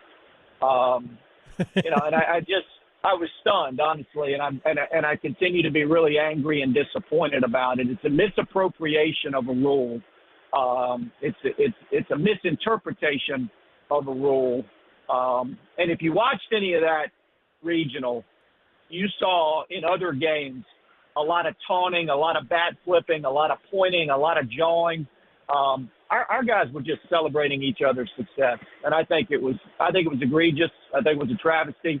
We're appealing it to the NCAA today, and hopefully we'll get positive feedback. All right. Is there a chance that maybe they could rescind, at the very least, the carryover part of the suspension that would take AJ out for Game 1 of the Super Regional? I sure hope common sense prevails. All right. We'll see later on today. I have 2 other things about this very quickly. Does the umpire have discretion to go, yeah, he was not threatening, he was 2 steps onto the field, then went back in the dugout? Does he have discretion to not call that? Absolutely. Just like there's discretion with bat flips, just like there's discretion with taunting, he could have just simply said, "Hey, Chris, those guys have got to get back in the dugout. He can't have that helmet out on the warning track." That's all it took. All right. That's all it took. It's just common sense and discretion. In the game previous to yours, Georgia and Oklahoma State, I don't remember the player's name on Georgia. I think he hit 2 home runs in the game. The first home run, I'm pro bat flip. I mean, I don't want to see what Jose Bautista did for the Blue Jays a decade ago, where he throws the bat, 1,700 feet in the air. But to me, the kid held the bat, ran halfway to first, and then flipped it. And he didn't flip it high. He just kind of end over end flipped it, and the umpire said something to him. And then the next time the kid hit the home run, the umpire was following him like he was like the vice principal of a high school, and the guy just laid the bat down. And I thought he sort of mocked the umpire anyway, which I would have done too. Why are these guys so uptight? I said that, not you. Yeah, I think that what you have oftentimes in an NCAA regional environment, or you have some umpires that maybe haven't been in that environment. It's not all ACC and SEC umpires working those events. Oftentimes you've got guys from maybe smaller conferences, mid-majors. Right. And, you know, those atmospheres are intense. It's heated, and you know, you need folks in that environment with experience handling those kinds of situations. If you work in the ACC or the SEC, you handle those kind of moments every weekend because they're intense and they're big crowds and there's a lot on the line. But you know, I think I coached at a mid-major. You may not get that type of intensity in a weekend series at a smaller conference level, and so that's where I think experience really matters. And I think it's really important that we get the best umpires covering these events. Yeah, I've seen way worse not called. There was taunting back and forth between Oklahoma and Carolina yesterday that just went to me. I thought it was part of the game. I thought it was sort of fun, not in any way damaging or threatening, or I didn't think it was going to lead to anything that was really that would have been a problem. I just thought it was part of the game. Call it flavor, and that was fine. And I didn't think that what happened with AJ yesterday had any bearing on anything. And to me, it would be a crime to have him miss a game. As I shouldn't say I'm a former coach. You're a coach. But I am somebody who grew up playing the game. Did Oklahoma State miss a cutoff situation? Was the second baseman not where he was supposed to be? Yeah, it's a tricky play, Adam. So you're right in between on that ball, whether you should run a traditional cut and relay or run what we call a tandem relay, meaning both middle guys go out right to handle the baseball. And I think they got caught in between on which which relay defense they wanted to run. And that allowed for us to actually score that run without even having to play at the plate. No question. The guys on TV completely missed it, but I'm like, where was the second baseman going? Why was he run? He was running to first, man. The only thing that mattered was not letting round third and score well. All right, so when do you leave? If it is Ole Miss, when do you leave for Mississippi? Yeah, we won't know. We won't know until tomorrow. As you know from covering super regionals over the years, you could have a Friday, Saturday, Sunday super regional, or you could have a Saturday, Sunday, Monday super regional. And we won't know until all the games are decided and TV kind of decides what schedule they want. And all of that's driven by TV. So we'll wake up tomorrow morning and I guess tonight we'll know if we're going somewhere or we're staying home. But tomorrow morning, if we are going to Oxford, we'll wake up and find out which day we'll be leaving campus. All right, final thing. Will you be on campus if you do host, or will there be other arrangements?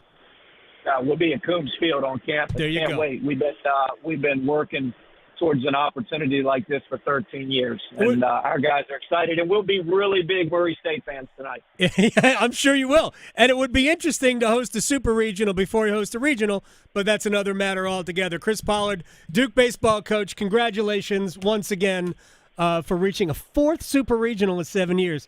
Man, that is awesome. The job you're doing over in Durham is just tremendous. Thank you very much for coming on. Thanks for having me on, Adam. Appreciate it. Chris Pollard here on the Adam Gold Show. All right, we are willing. We have time. We could, if you want, 919-860-5326, 919-860-5326. If you want to come and give me why bunting is good, fine. Feel free to be wrong on the radio. Or you could talk about anything else you like, or we could just take more questions from the one-timers. 919-860-5326. Real quick before we move on with this, and if there's music to play, we can play music. If not, I'm watching. We have the NCAA softball semifinals are on, and Texas and Tennessee are playing. I don't know the name of Tennessee's pitcher. She is routinely throwing at like 77, 78 miles an hour. The softball pitching mound is 43 feet from home plate.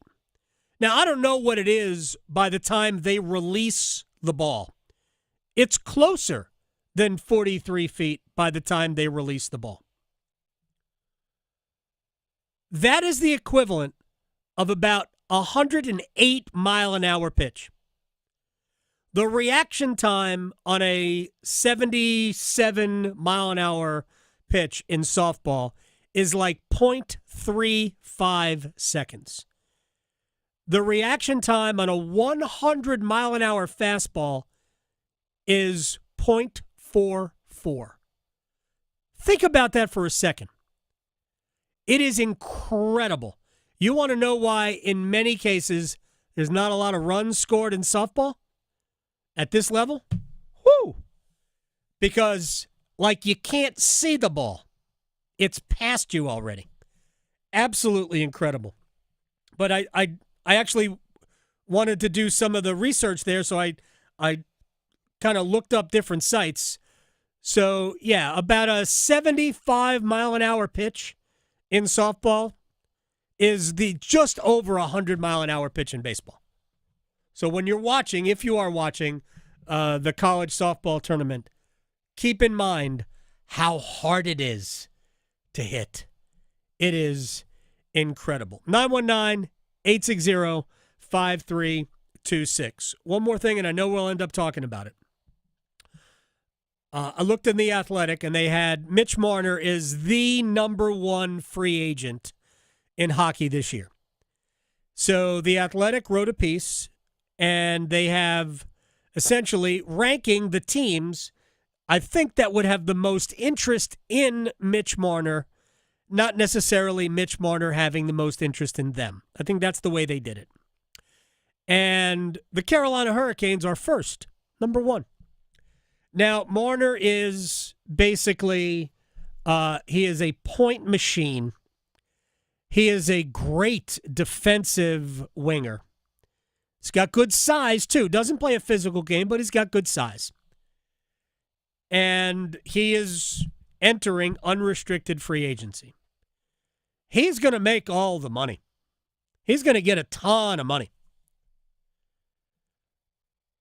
But should that be who Carolina goes out and gets? Would Mitch Marner, would he make Carolina better? Yes, he would make Carolina better. But when we get to the playoffs, would Mitch Marner make Carolina better? And those are two different questions. And my opinion, and this is not that I don't like Mitch Marner. I would love to see Mitch Marner with the Hurricanes, but if you were asking me to address Carolina's problems, Mitch Marner doesn't really address Carolina's, where they fall short from Florida. Mitch Marner can't solve. That's my opinion. 919-860-5326. Do we have any music we can play? I mean, we have... You've got mail. Oh. For our mailbag segment. Yeah, I mean, it's an audio mailbag right now. Yeah. Bob in Wilmington, my man, what's going on down there at ESPN Wilmington? So I played at Fairfield, who was fodder this weekend. They got murdered by Florida and murdered by Coastal. So luckily, at least I didn't go to the game. I was playing myself. But when we were in college, Coach Cook, Don Cook, was our coach at Fairfield University, and he would take one of the girls' softball pitchers, put him behind 17 screens, knowing full well that we would not touch the ball, and made everyone try and hit off of them, and nobody touched the ball. And he had so much fun doing it. The only time we ever saw the coach laugh. It is remarkable how fast it is. It's a guess. It's straight up guess. Yes. you have to, in some ways, you have to be lucky, right? And if they ever throw a changeup, and I know, look, this is going to sound self-aggrandizing, and I apologize in advance. There was a professional softball team that played in Durham. This is back 20 years ago, maybe more. I forget, I think they were called the Durham Dragons, actually. They were the Durham Dragons. And we had the Rebesses Breakettes. Okay. So their best pitcher, we had a media day for the first year they were there. Their best pitcher came out and threw batting practice. Not batting practice, but, see if anybody could hit. I kid you not, Bob. I swear this is true. I have too many people that were there. Too many people that were there to lie about this. First pitch she threw, I I got a piece of it. Didn't do much with it. Hit it the other way. I think it might have been foul. Second pitch, I hit a line drive straight up the middle. Oh my God. I mean, literally over her head. It probably would have been a line out to the center fielder, but I hit a bullet right up the middle. The next pitch, she threw a changeup, and I nearly killed myself not swinging at it. I threw yourself into the ground. Oh my gosh! And I turned to the catcher, and I even remember her name. She ended up being, I believe, the head coach at UNCG, Michelle Venturini, I believe was her name. Anyway, I looked at her, and she's laughing because she says I wasn't about to let you hit 3 in a row. So that was that. But anyway, it is incredibly hard to do. So we had Joni Joyce. So she's a pretty famous, women's athlete. She was, she played against all kinds of people. She was friends with Billie Jean King. Okay. And we played also in a windmill Grange League in Central Illinois, which were adult males over 250 pounds doing the same thing. It was insane. 2-1. Every game was 2-1. It was unbelievable. And the same guy pitched all 3 games on the weekend. Oh my! Yeah, you can do it, right? Insane. You could do it because that's the way your arm is supposed to be used, not above your head, below the shoulder. They literally can pitch a lot in softball. Hey, Bob. Great show. Thank you very much. I appreciate it. That was a truism, by the way. And again, I feel bad even bringing it up, but I did. I made good contact. We got more questions? Yes. All okay. right. So going back to some questions from earlier. This one, should the Canes pay up to get a center like Tavares or go with a more affordable option like Brock Nelson or Matt Duchene to pay for 1 or 2 top-line defensemen? Well, first of all, Carolina's got so much money it doesn't matter. Literally, they have... If the Hurricanes go forward with Alexander Nikishin and Scott Morrow, and I don't think they will. Nikishin, yes. Morrow, I don't think so. But if they go ahead with both rookies, Carolina has literally 1 available spot on a 20-man game day roster, and that is for 1 forward. That's it. They have all the other spots are spoken for. With Burns and Orloff coming out, Walker, Gostisbehere, 2 rookies, Slavin and Chatfield, you've got 6 defense. You've got both goalies under contract. 11 of your 12 forwards are under contract. Now, if Carolina's going to end up carrying, because they have to get to the floor, so they're like $7 million away from the salary floor. Now, they're not going to operate at the floor. They're going to operate near the top of the cap. So they have a lot of money to spend for no more than 4 spots on the roster. Here's what I think will happen. I think there will be trades. Some players will go out, and they will bring players in. I'm not really in love with any of the options that are mentioned there. I'm not sure, like, John Tavares he's not 40, but he's 35, I think. So I'm not sure John Tavares is the right answer for this team. He is a big body and an outstanding center, and he can score goals, and it would stop him from scoring against Carolina. That's good. Because he does that as a rule. Mm-hmm. Go look that up. Mm-hmm. Other than Alexander Ovechkin, I'm not sure anybody has ever scored more against the Hurricanes than John Tavares has. So, but I'm not sure he's the answer to what Carolina really needs. He's not a mean player. He's a center, and he's big, but he doesn't play like a feisty game. So I'm just not sure that that's the answer. Matt Duchene, I'm not in love. Brock Nelson, no. Again, not the way Carolina, wants to play. I don't think he is a difference maker. I think he can be a piece, but I would certainly not say, oh, that's the guy we need to do this. So of those options, I'm not crazy about any of them. Again, I think Carolina will be more likely to go trade route than free agent route because I think that they've got to send some people out before they, maybe at the same time, but there's going to have to be some shuffling of the roster, whether it's on and I think it's on one guy on the blue line, 2 or 3 forwards, and I think they're going to bring in another goalie.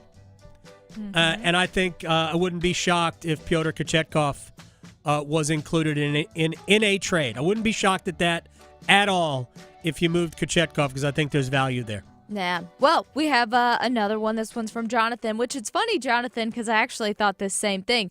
Wouldn't the solution to the NHL playoff MVP be that voters pick one from each team and the official vote goes to whichever team is the winning team? Yes. Mm-hmm. Yes, that would be a great solution if then. Right. Right. Yeah. And this way, everybody can have fun writing Connor McDavid's name down on a piece of paper. Yeah. And then check that box. When they don't win, I actually think they're going to win. I think Edmonton is going to win the Stanley Cup. I hope I'm wrong, because I'd like to see Florida repeat. I love the way this Florida team plays. It's very old school. But I think Edmonton is going to win. McDavid, Draisaitl. The loss of Zach Hyman is a big deal. It's huge for them. That is a big deal. But they've got enough depth, I think, to overcome it. But boy, Florida's so good. It's going to be a fun series either way. Yep. But yes, that is the solution. I know. Right? I love solutions. Right? I that's what we're love here solutions. All right, do we have time for one more before we break or no? Sure. All right, throw one more. Okay, let's see here. We've got, well, this is also another Canes one. So from Micah, no way. He asked, how likely is it that we go for a 1B defenseman to pair with Slavin? That's where I think they have to. Go out, find yourself a top pair right defenseman. My guess is Jalen Chatfield and Alexander Nikishin will be a thing next year. To me, that makes the most sense. This way, Nikishin, if he makes some mistakes, you got some speed to recover for him. And Chatfield, I still think is ultimately, by the end of this, is going to be one of the really, really top defensive defensemen in the league. And we got good news that they don't have to have surgery either. Yeah, Chatfield said it was just a hip, and he could have come back for the next series had Carolina advanced. Yeah, and Jarvis. He doesn't have to have surgery apparently, too. Maybe. Well, I'll tell you what. When we come back in the Wall of Sound, I have some things to say about Seth because I think there was some misconstruing of what Seth had to say. Let's break. We'll come back. We'll stretch and place bets next. From the heels, touchdown Carolina, to the Canes. She scores!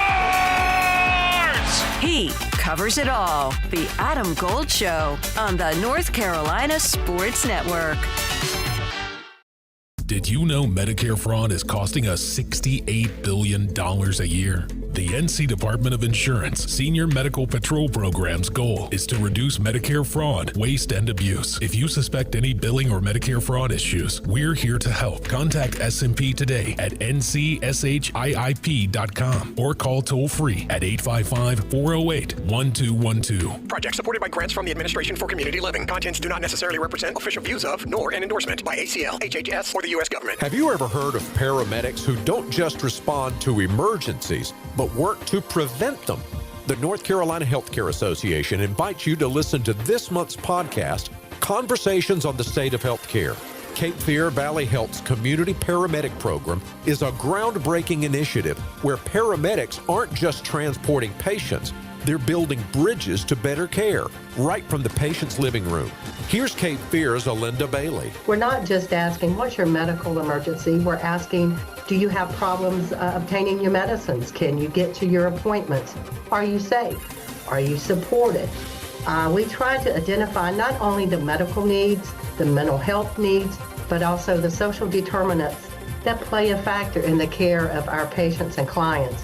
Join our latest Conversations on the State of Healthcare wherever you listen to your favorite podcast. And learn more by visiting nchealthcare.org. It's the first day of the first grade, and she found a new best friend. It's a laid-back Sunday afternoon you wish would never end. homemade taste of Bluebell, and good friends gathered round.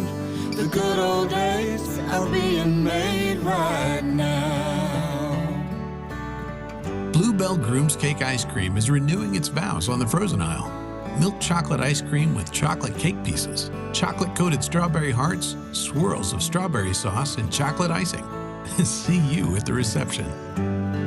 The good old days are being made right now.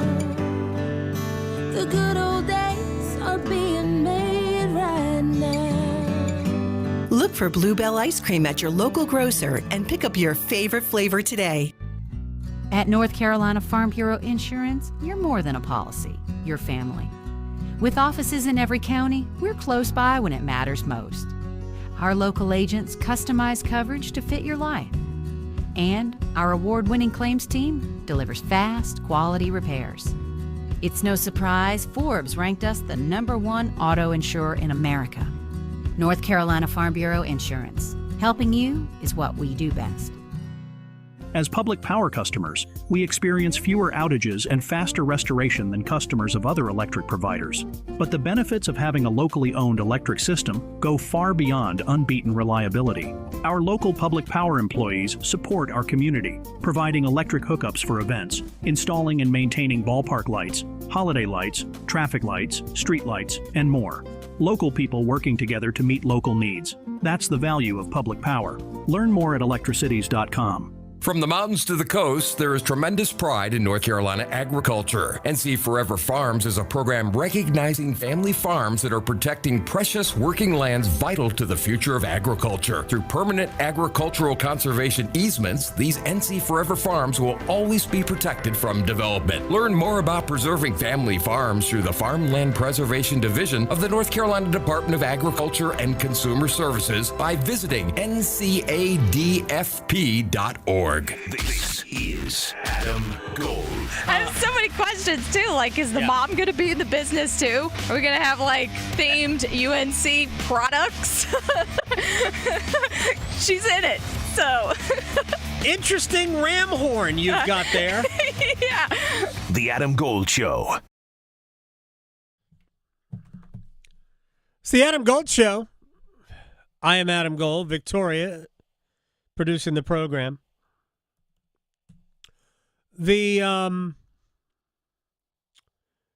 Yesterday was June 1st.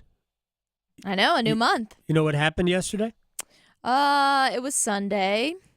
Bill Belichick's buyout dropped from $10 million to $1 million. It did. And I am here to tell you that it doesn't matter. He's not going anywhere. No. He just isn't. Mm-mm. And I'm sure it's a sad day for Pablo Torre. Right. Have you been following this? It's been a week. All right. I've been consumed with hockey. I'll talk about it next hour. But I'm deeply concerned for Pablo Torre. Oh. I'm not even joking. Yeah. All right, it's time to stretch. Well, since you mentioned it, it is the start of a new month. And when we start a new month, I like to see what we have to look forward to this month. So, in the sports world, like we talk about, Stanley Cup Finals Wednesday between the Oilers and the Panthers. We also have the NBA Finals going on Thursday. And then in tennis, we have the French Open that runs through June 8th. So, also golf's U.S. Open is June 12th through the 15th. Are you excited about that one? Always. Oh. Yes. Scotty Scheffler, by the way, won again. I know. This weekend. I know. So that reminds me, I have to bring this up. Someone texted me from our actual building here and said, do you know what the difference is or the similarities between Scotty Scheffler and the Colorado Rockies are? The Rockies have a few more wins than Scotty Scheffler, but not that many. No, they actually have the same amount of wins in the last 30 days. 3. In the last 30 days, 3. Yeah, in the last 30 days. The Rockies are 9 and 50. Yeah, exactly. What? Right? 9 and 50? That category is supposed to be left for the White Sox, but whatever. Well, the White Sox have, right now, the worst team ever. Yeah. The White Sox, who lost 121 games last year. Yep. The Rockies are on pace to lose 137. Wow. That's a whole different kind of competition. Oh, my God. So bad. Oh, man, yeah. So, also we have things quickly since we have to place our bets. John Wick, the movie, is coming out next Friday called Ballerina. So there's that to look forward to. Hopefully they're not going to kill any more dogs because that's not fun. And then let's see here. We also have other shows. I don't know if you've seen this before, but The Bear returns to Hulu. I'm excited for The Bear. I have not seen The Bear. That's a good show. If you have not seen it, it's coming back June 25th. All right. I'm ready for it. Also, Squid Game is, too, for people who like creepy stuff. But one thing I know we do like to do is make good bets. Place your bets. Place your bets. Here. I bet you slice into the woods $100. Gambling is illegal at Bushwood, sir, and I never slide. Okay, you can owe me. I owe you nothing. All right. Let's shoot. All right. Well, since we talked about the Stinky White Sox, let's talk about them today. They're also playing the Detroit Tigers in Chicago. Give me the Detroit Tigers to win, hopefully. And I will go with the over 8.5 because that would be fun. Plus 155. Okay, I'm going to go because I'm not going to be here the next few days. Stanley Cup Final starts on Wednesday. Edmonton in 6, plus 500. Oh, nice. Yeah, I'm feeling that too. Also, we've got the Minnesota Twins and the Athletics. It's been fun to watch the Athletics kind of win in the beginning of the season. So why not at home get another win? They're underdogs, plus 140. All right, it's going to hurt. Leon Draisaitl, Conn Smythe, plus 800. I could see that one. Do you have another one? I do. Indiana to upset Oklahoma City in the NBA Finals. Indiana plus 530 to win that series. And that'll do it here. Wall of Sound and an explainer for Seth Jarvis. Next. Talking sports, dropping truth. The Adam Gold Show on the North Carolina Sports Network. Hey, it's Adam Gold from my friends at FanDuel, America's #1 sports book. And here we go. We've got the Pacers and the Oklahoma City Thunder, two of the smallest markets in the NBA. And who cares? Because there's fun players, Tyrese Halliburton and Shai Gilgeous-Alexander. We are going to have a blast watching, and you can have a blast with FanDuel. America's #1 sports book. Great home for live betting during the playoffs as well. Plus, you get started with $200 in bonus bets if your first $5 bet wins for new customers. FanDuel.com/AdamGold. FanDuel.com/AdamGold. Make every moment more with FanDuel. 21 and over and present in North Carolina. First online real money wager only. $5 first deposit required. Bonuses issued as non-withdrawable bonus bets, which expire 7 days after receipt. Restrictions apply. See terms at sportsbook.fanduel.com. Gambling problem? Call 877-718-5543 or visit morethanagame.nc.gov. It's Men's Health Month, and WakeMed wants to remind you to exercise. Be physically active for at least 3 hours per week. That's about 30 minutes of exercise per day.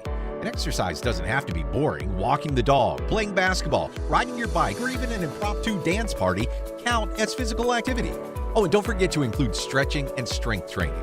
Get up, get moving, and while you're at it, schedule a WakeMed primary care appointment at wakemed.org to get started on your journey to a happier and healthier version of you. Every success you've had began with a great opportunity. Now there's another one. Last aid year, University of Maryland Global Campus awarded over $21 million in scholarships to qualified students, including community college students, service members, veterans, and working adults. Now is the time to move your career forward with an online and accredited skills-based education. Learn more at umgc.edu. Certified to operate in Virginia by Chef. If only life had a remote control, you could pause or rewind. Well, life doesn't always give you time to change the outcome, but prediabetes does. Take the 1-minute risk test today at doihaveprediabetes.org. Brought to you by the Ad Council and its prediabetes awareness partners. Out on credit cards, struggling with high interest debt? You can pay it all off in days with Loan Pronto's Rapid Equity Loan. Hey, it's Dennis Cox. Get cash out now without touching your low-rate first mortgage. No appraisals, no waiting, no BS. The Rapid Equity Loan program at Loan Pronto is amazing. One Loan Pronto client just got $300,000 approved in under 24 hours. They paid off debt, renovated the kitchen, and cut their monthly expenses by $1,800. That's a huge turnaround. Loan Pronto, instant approvals, low rates, no hard credit pull up front. Listen, your home equity is yours. Use it. Get cash to consolidate your debt down to one easy low monthly payment. Call Loan Pronto now for a free instant appraisal for your home and see how much cash you can get today. Loan Pronto is A+ rated by the BBB and have nearly 2,500 5-star Google reviews. Their service is off the charts. Call now to start the conversation. 919-381-1760, loanpronto.com. 919-381-1760. Get debt relief now. Loanpronto.com. Equal housing lender. NMLS 166171 on approved credit. NMLSconsumeraccess.org. This is the story of the one. As a safety manager at a manufacturing plant, he does everything he can to keep his coworkers safe. From finding ways to reduce risks to keeping safety supplies in stock. And for that, he relies on Grainger. Grainger offers a broad range of quality products and next-day delivery, so he can always play it safe. Call 1-800-GRAINGER, click Grainger.com, or just stop by. Grainger, for the ones who get it done. I'm attorney Brian Ritchie. Workers' comp can be tricky, but my law firm will be on top of all the complicated paperwork and sneaky deadlines so that all of your I's are dotted and T's are crossed. If you've been hurt on the job, I'm on top of it. Contact us at ritchielaw.com. Broadcasting live from the Lenovo Studios. WCMC HD1 Holly Springs. 99.9 The Fan. The Triangle Sports Leader. The 1-2 is hit high in the air to right field and deep. Freeman is back. He's at the wall. Looks up. Gone. Oppo Taco from Pete Alonso. 3-run home run to right field. And in the bottom of the fourth inning, Alonso makes it 3-1. 3-2, the payoff pitch. Swinging a drive in the air, pretty well hit, right center, going back, Freeman still going, it is gone! A line drive home run! And for Soto, his 10th home run of the year, the Mets get an insurance run. It is now the Mets 5 and the Rockies 3.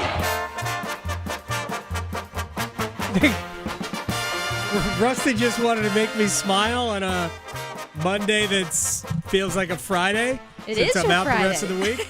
Yeah. Thank you, Rusty. Appreciate that. Mets apparently swept the Rockies this weekend. I was busy watching college baseball. Yeah. Also caught a little bit of Yankees-Dodgers over the weekend, that series. Mets start a series with the Dodgers, I believe, tonight. Mm-hmm. Those will be late games. Glad I don't have to get up early, even though I do. True. But I don't have anything I have to do early other than wake up and help my wife. I would recommend going to the Bulls game. I was there yesterday for the company. I didn't go. I didn't do the company picnic. I'll be out at TST this week. Nice. So I'm going to do that. Plus normal stuff that I have to do every day, and also fit in this daily radio show. Lots to do. Before we do the Wall of Sound, very quickly, and I have two things I want to talk about, but I'll do one now and then one after the Wall of Sound. Seth Jarvis at the Friday media soiree, as there were exit meetings, he was the last one to go. And Seth talked about his shoulder. Remember, last year Seth let on after this that he played roughly 3/4 of the season. About 20 games in, he ended up tearing the labrum in his right shoulder and also did damage to the rotator cuff. And their decision was, and he wore a flak jacket all year long, a brace. Mm-hmm. And their plan of attack in the offseason was to strengthen it and not have surgery. Surgery on a shoulder is pretty much a 6-month minimum before you can come back. That is a very difficult injury to, like, some people can come back from knee surgery quickly. But shoulder surgery, man, that is hard. Yeah. Because what we use as athletes, what we use shoulders for, isn't really what shoulders were designed to be used for. We're watching these incredible athletes at the college softball tournament. These pitchers who are throwing incredible velocities, but they're throwing it, it's underhanded, even though obviously it's not completely, and they do go above their arm, but the exertion is all at the end when their shoulder is in the proper spot. Right. That's why our arms hang down. Mm-hmm. That's the natural position for a shoulder. If you pitch or you throw a ball overhand, that is an unnatural position. And when you do damage to your shoulder, blah, blah, blah. Anyway, I don't need to explain this, that part of it. So Seth talked about his plan for this off season, in which he said, we thought about surgery, but. So he doesn't have to have surgery. He could have surgery, and he would likely eventually be fine, but there's no guarantee that he wouldn't re-injure it, just like anybody else. Yeah.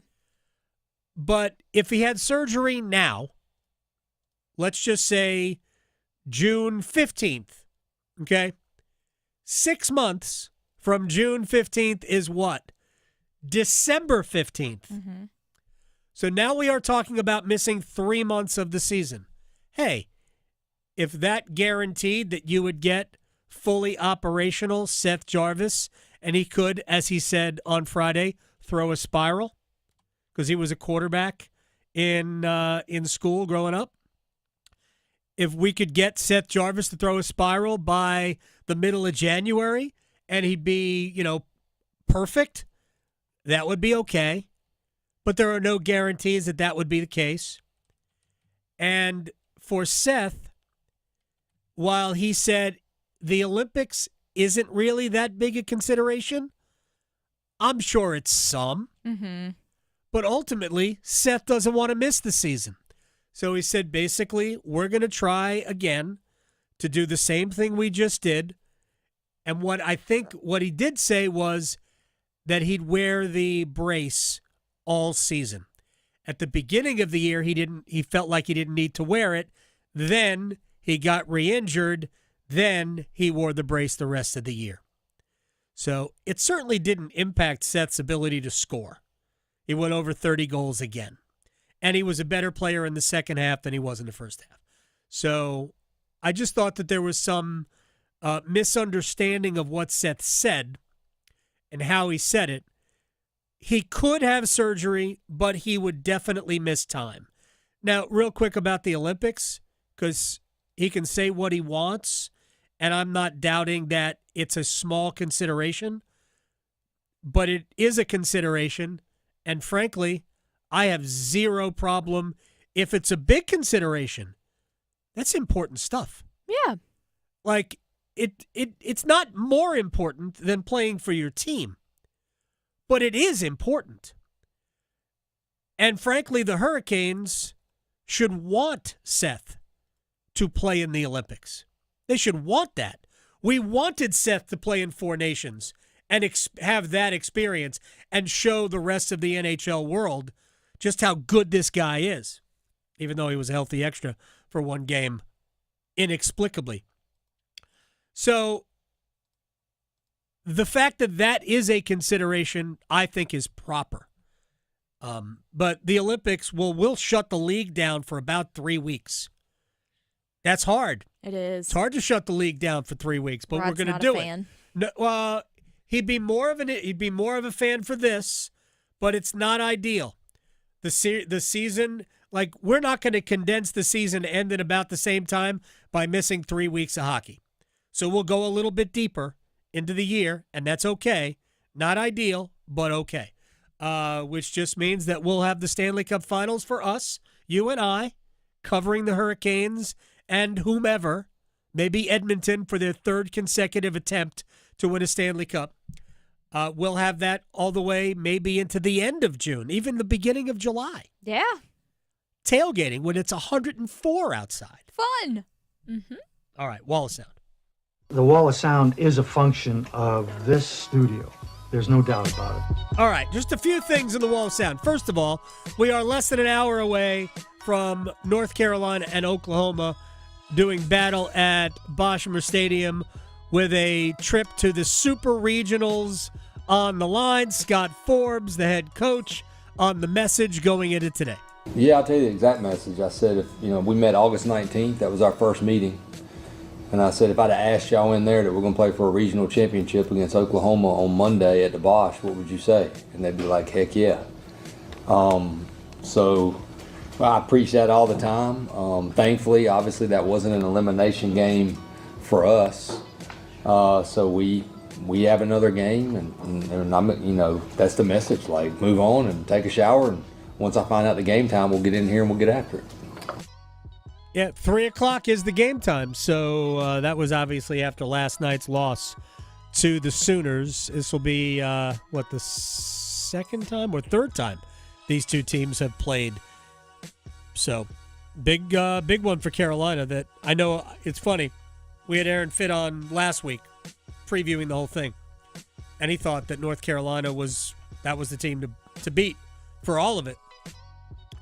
And I was on social media, I saw so many of the Tar Heel fans that I, interact with and follow who are, this is the team.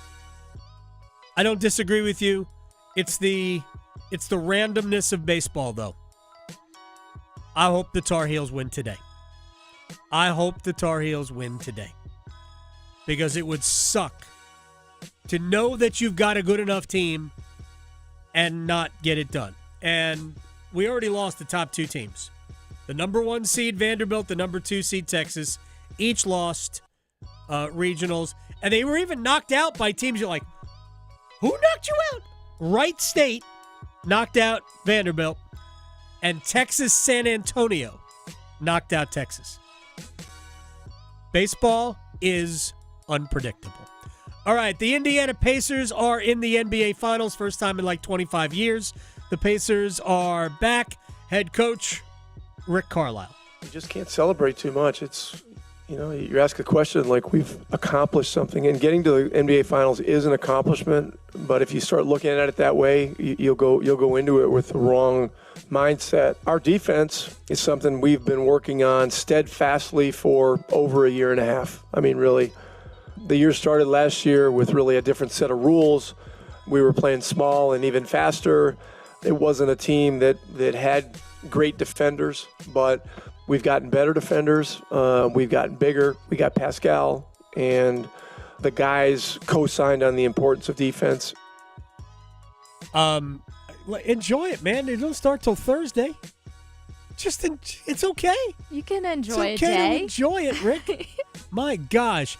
Knicks guard Jalen Brunson on taking the next step. The most confidence, overconfident. Seriously, there's not an ounce of any type of doubt that I'm not confident with this group. I appreciate you saying that. We'll see what Boston is like next year. Now, Boston will not have Jason Tatum at all next year. Cleveland, who won the regular season, I guess if you can win a regular season title, they did. Had the best record in the East in the regular season. We'll see what the Knicks look like coming back next year. They got to get more athletic. They looked unfortunately like a slow plodding team to me, but maybe I'm wrong. All right. Let's take a break here. When we come back, I'll explain why Pablo Torre is. I am concerned about him, and it was also the last show ever for an iconic quartet. Next. Questioning goalie interference calls since day one. The Adam Gold Show on the North Carolina Sports Network. Listen every afternoon for The Drive with Tim Donnelly.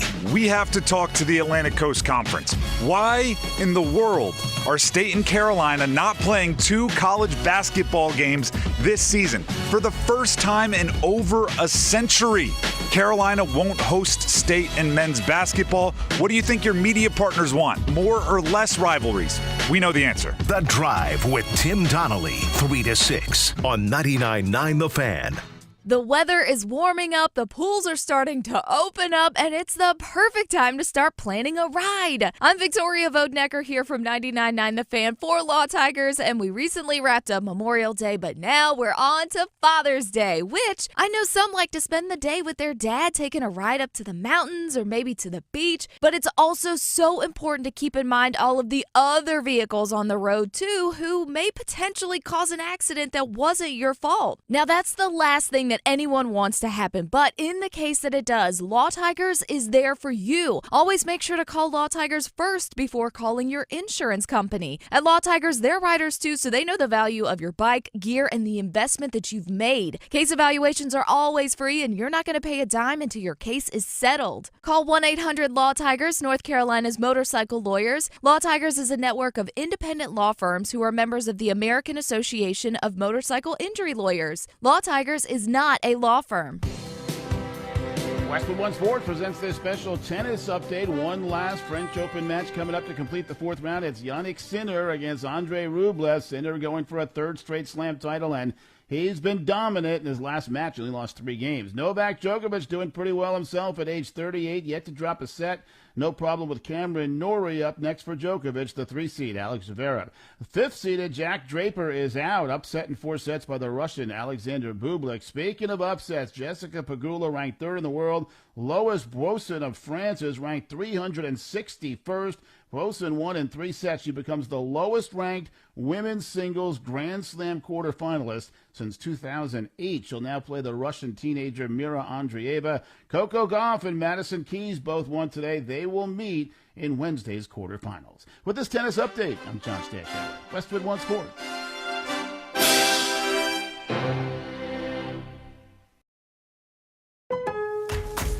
Now more than ever, Lowe's knows you don't just want a low price, you want the lowest price. And with our lowest price guarantee, you can count on us for competitive prices on all your home improvement projects. If you find a qualifying lower price somewhere else on the same item, we'll match it. Lowe's, we help, you save. Price match applies to same item, current price at qualifying retailers. Exclusions and terms apply. Learn how we'll match price at lowes.com/lowest price guarantee. The Jeep brand has always stood for American freedom. And now we're standing with you with Employee Pricing Plus. Hurry into your Jeep brand dealer for details today and join the family. Jeep, there's only one. Offer valid on select 2024 and 2025 Jeep brand vehicles for non-FCA employees and retirees. $200 admin fee applies. Not all buyers will qualify. Restrictions apply. Does not apply to leases. Ends June 2nd, 2025. Jeep is a registered trademark of FCA US LLC. Progressive knows not all rides are smooth. Meet Sarah. She loves her motorcycle. What she doesn't love is when it suddenly rains. As she sits underneath a bridge waiting for it to stop, she grows quite fond of the graffiti on the overpass. She really likes the one with John Hart's Claire and wonders if they're still together. Not every ride is smooth, but Progressive has your back. Get an online quote in as little as 3 minutes and see if you can save with America's #1 motorcycle insurer. Progressive Casualty Insurance Company and affiliates, not available in D.C. This is Adam Gold. You know, soap attracts dirt, right? That's what soap does. It attracts dirt. Right now, Bill Belichick is soap. That's what he is. Yeah. He's soap. Yeah. He's attracting all this dirt. Or he's like an overripe banana and it's attracting all these gnats. The Adam Gold Show. It's the Adam Gold Show. I'm Adam Gold. All right, 2 things I want to accomplish here. One, I want to honor, in my opinion, the best studio show ever. We'll do that in a second.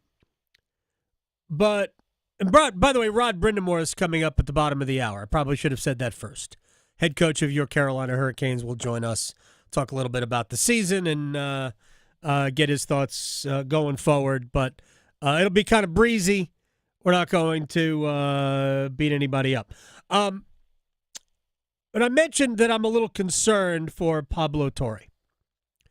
So a lot of people remember, you know, our friend Bomani Jones had a show on ESPN where he and Pablo, it was like during one of their afternoon blocks, He and Pop, I don't remember the name of the show, both have since left the network, and they are doing podcasts for various other companies. Bomani's The Right Time, Pablo Torre Finds Out. I was unfamiliar with Pablo Torre's podcast until he did a deep dive into Bill Belichick and Jordan Hudson. Remember, he was the one to, I'm using air quotes here, break the news that Jordan Hudson was banned from the North Carolina football facilities. Of course, the university steadfastly denied that, blah, blah, blah. And Torre, snapped back, I stand by my sources, then complained that the university had not honored any Freedom of Information Act request that dealt with her, blah, blah, blah, all that, which, frankly, the university should. I mean, it's the law. It's the law. Freedom of Information Act, you should, if somebody, if a legitimate media organization or anybody, I guess, goes through proper channels and files a FOIA request, you should honor it. Then there were sources that said that Bill's family was afraid of for his legacy based on this episode with Jordan Hudson. We don't have to get into all of this, but he spent an entire episode of this podcast getting into this situation, telling stories that clearly have been told to him by somebody.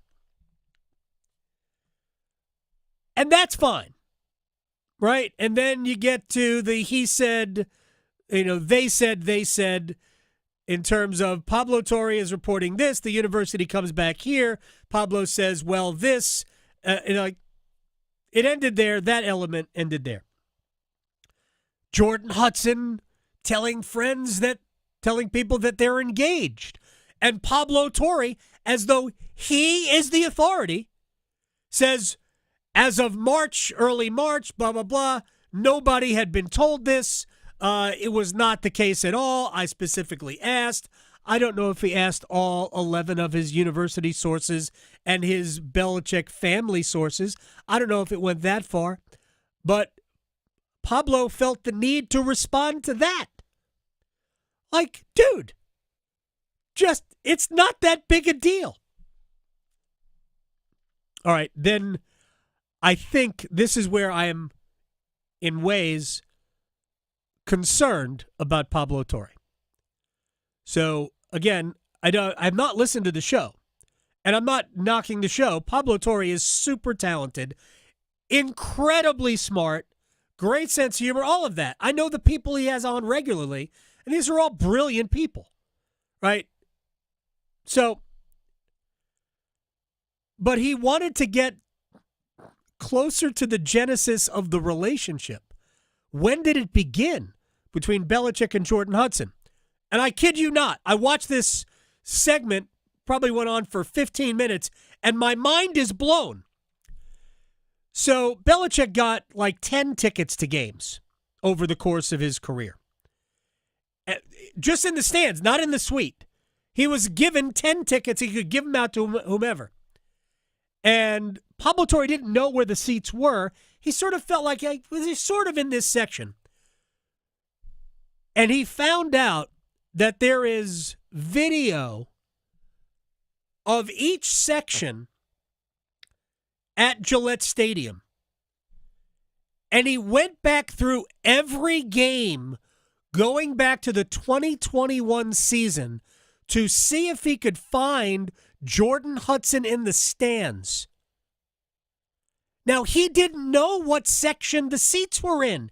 He had to go through all of the video. It's a lot of video. All of them. All the way back to 21. And I'm thinking, this isn't healthy. No. This is a different level of creepiness. Very.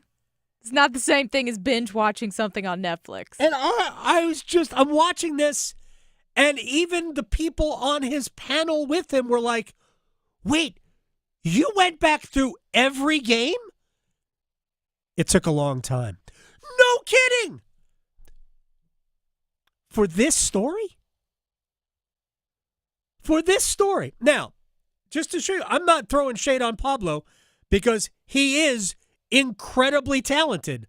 The show was apparently nominated for a Peabody Award. Hey, and I just saw a quote from him saying, I wish that the show wasn't getting notoriety for this as much as it, because right now there is no doubt that if you want to know what's going on with Bill Belichick and Jordan Hudson, Pablo Torre's the guy to go to. And I'm just blown away. So I texted somebody and I said, do we have to worry about Pablo? And the response was, he is treading into creep territory. Big obsession. Yeah.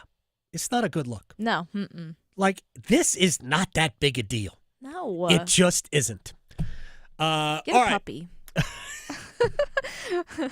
Holy cow. That'll take a lot of your time. It's not that big a deal.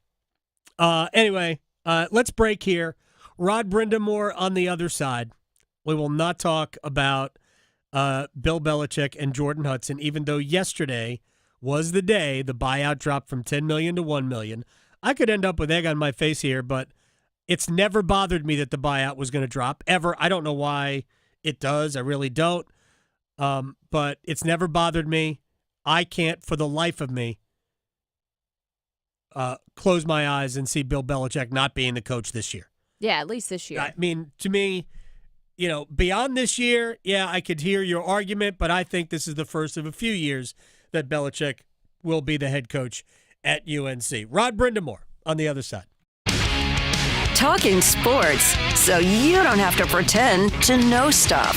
The Adam Gold Show on the North Carolina Sports Network.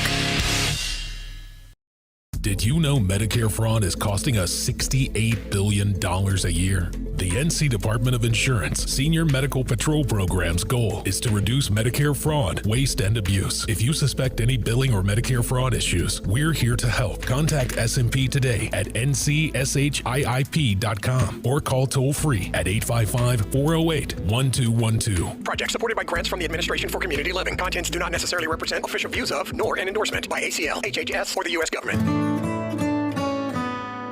It's the first day of the first grade, and she found a new best friend.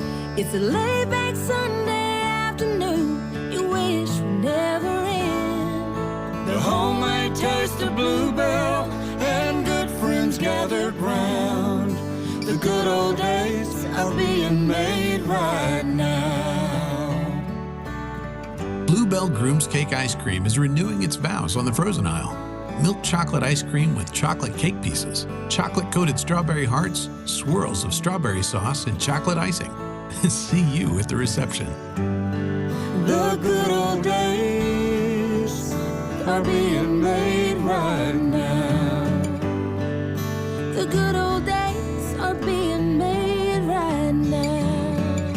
Look for Bluebell ice cream at your local grocer and pick up your favorite flavor today. Have you ever heard of paramedics who don't just respond to emergencies, but work to prevent them? The North Carolina Healthcare Association invites you to listen to this month's podcast, Conversations on the State of Healthcare. Cape Fear Valley Health's Community Paramedic Program is a groundbreaking initiative where paramedics aren't just transporting patients, they're building bridges to better care, right from the patient's living room.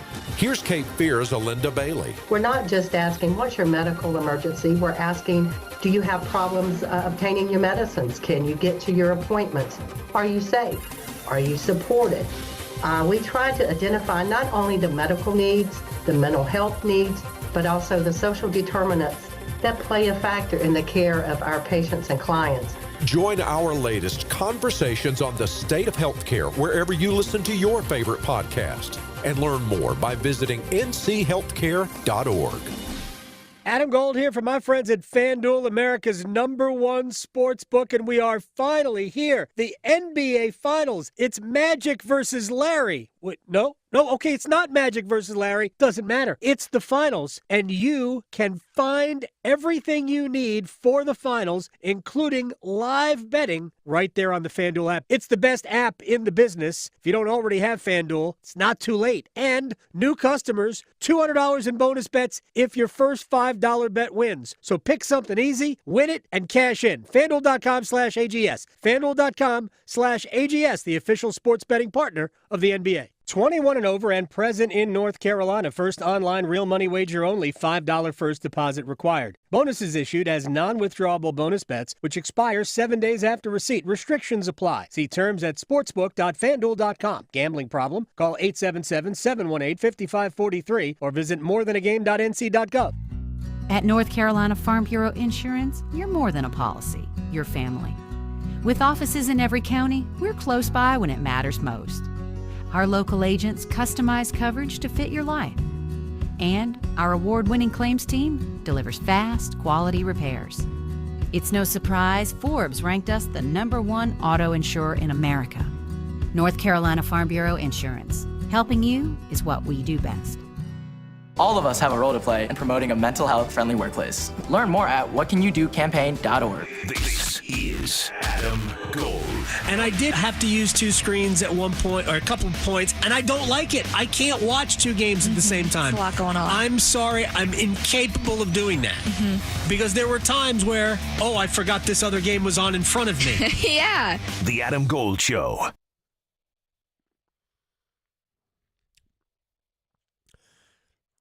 It's the Adam Gold Show. I'm Adam Gold. Victoria, producing the program. Wednesday night, 5 days ago, the Carolina Hurricanes season ended. 5-game series loss to the Florida Panthers. I know in terms of games, it was a step up from 2 years ago, but I think I remember that series being, I thought, better from Carolina in terms of the way they played. Either way, it doesn't really matter. The end is the end, and the head coach, Brind'Amour, is joining us now on the Adam Gold Show. I'm just curious how long it took you. Maybe you still haven't. Just kind of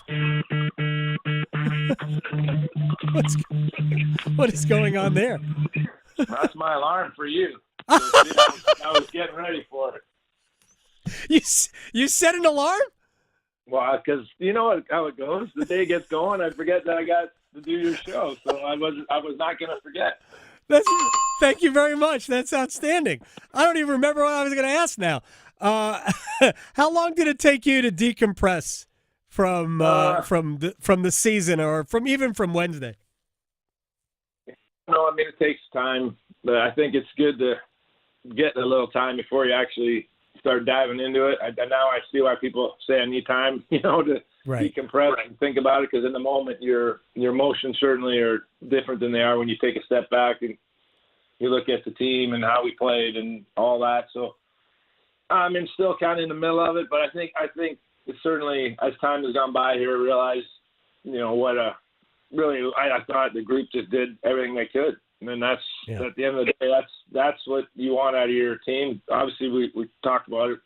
We want to be better. We want to beat Florida, but with what went on in that series, with what kind of the injuries we had, what we were putting out there, on the back end, especially, I thought those guys hung in there, and I think it gives us a good feel for what we have, and then where we need to get better.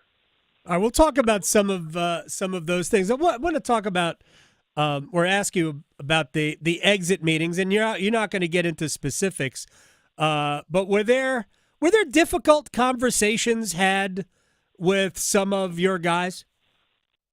Well, at that time, when you're finishing up and everyone's going home for the summer, it's more. There are a couple. That aren't as pleasant. But like I said, when you, for the most part, there's everyone gave what they could. What are you going to say?